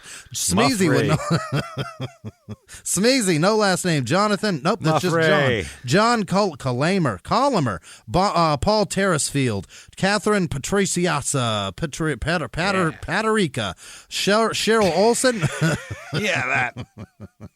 Matt Borland, Julie Ritchie, Shayla Arns, David Dugan, Brianna with no last name, Katie Hines, Dwayne Green, Craig Well, Tasha with no last name, Selena Mamel Jones, Peyton Tankersley, Lacey Lassiter, Timothy Oman, Sean Peckham, Stacy Costello, David Oliver, Amanda Heredia, Spencer 2745. I can't even read numbers, James. What's the point of this? Casey Comp, Kayla Santo, right. Bill Lewis, Megan Pashen, Melanie Humphrey, Kiko Abe, Amber with no last name, Kyle Lupo, Dylan with no last name, Weston Morris, Crystal with no last name, Lisa Seastrand, Toe Jam is my jam, Jennifer Ciccolini, Ciccolini. Yeah? You got that? Ciccolini, Chico. Georgianne with no last name, Danielle Wright, Jerome Becker, Andrea Ostrander, Stephanie Adams, Brandy Darr, Christy Watson, Monica with no last name, Kendra Davis, Swade 31, Brittany with no last name, Ryan Schlichting, King Flippy Nips, what? Lee with no last name, Marie Sangster, Supercalifragilistic, that one, you know the word, Supercalifragilisticexpialidocious. I think I can say that. No, I can't. Perfect. Amy Colossal, Moo Cow 8, Christine Lake, Kaylani Bowers, Carl Deadman, Kendra Lynch, Carolyn Hafner, James DeRamus, Ryan Wolstein, Matt Roselle, Gretchen W., Phil Gibson, Tony Twitty, Brent Denardi, Ashley Skinner, Kate Armstrong, Nat Southwick, Brian Buren, Ye Crust Modifier. Okay. Linda Pinnock, Chris with no last name, Devin McLaughlin, Melissa Healy, Mariah Hill, Ryan Bestful, Christine and Tom Prybot, Harry Ware, Tybalt with no last name. What is that? Tybalt and also Prybot? Is that right? David Carroll. I don't know. One Dumb Ho. All right. Beth Joy, Danielle Durkin, Shayna Wellhouse, Vic DeMayo, Gigi with no last name, Jennifer Samler, Bridget Adlin, Aaron Elise Bartson, Wes with no last name, Michael Crongier, Shannon Stores, regular sized mom, Silver Roses 66, Oscar Hernandez, Hello Magpie, Jesse Coombs, Shelby with no last name, Molly McGrath, Mike Driscoll, Nick Young, Amanda F., Ashley Johnson, Heidi Amendola, Rosalie Willard, Ryan Stacy, Gene it's Gene Peterson, Randy Morgan, Polly Butterfield, Brad Gross, Dwayne Pryor, Dimity Brown, Luis Lopez, Luis maybe, Sarah in Spain, Chris Spall, Amanda Richmond, Jennifer with no last name, Janelle Green, and all of our patrons. You guys are fantastic. Thank you so much, everybody, for all that you do for us. Hope you're enjoying the content. We love putting it out. Thank you for your support of the show. Thank you for everything you do for us, our crime and sports hardcores. If you want to follow us on social media or really want to know anything about the show or having to do with the show, head over to shutupandgivememurder.com. There's links to everything there. Keep coming back week after week and seeing us. We got a lot more crazy stories to tell, and we're never going to stop telling them, goddammit. So that said, live from the Crime and Sports Studios, we will see you next week. Bye, Billy Manziel.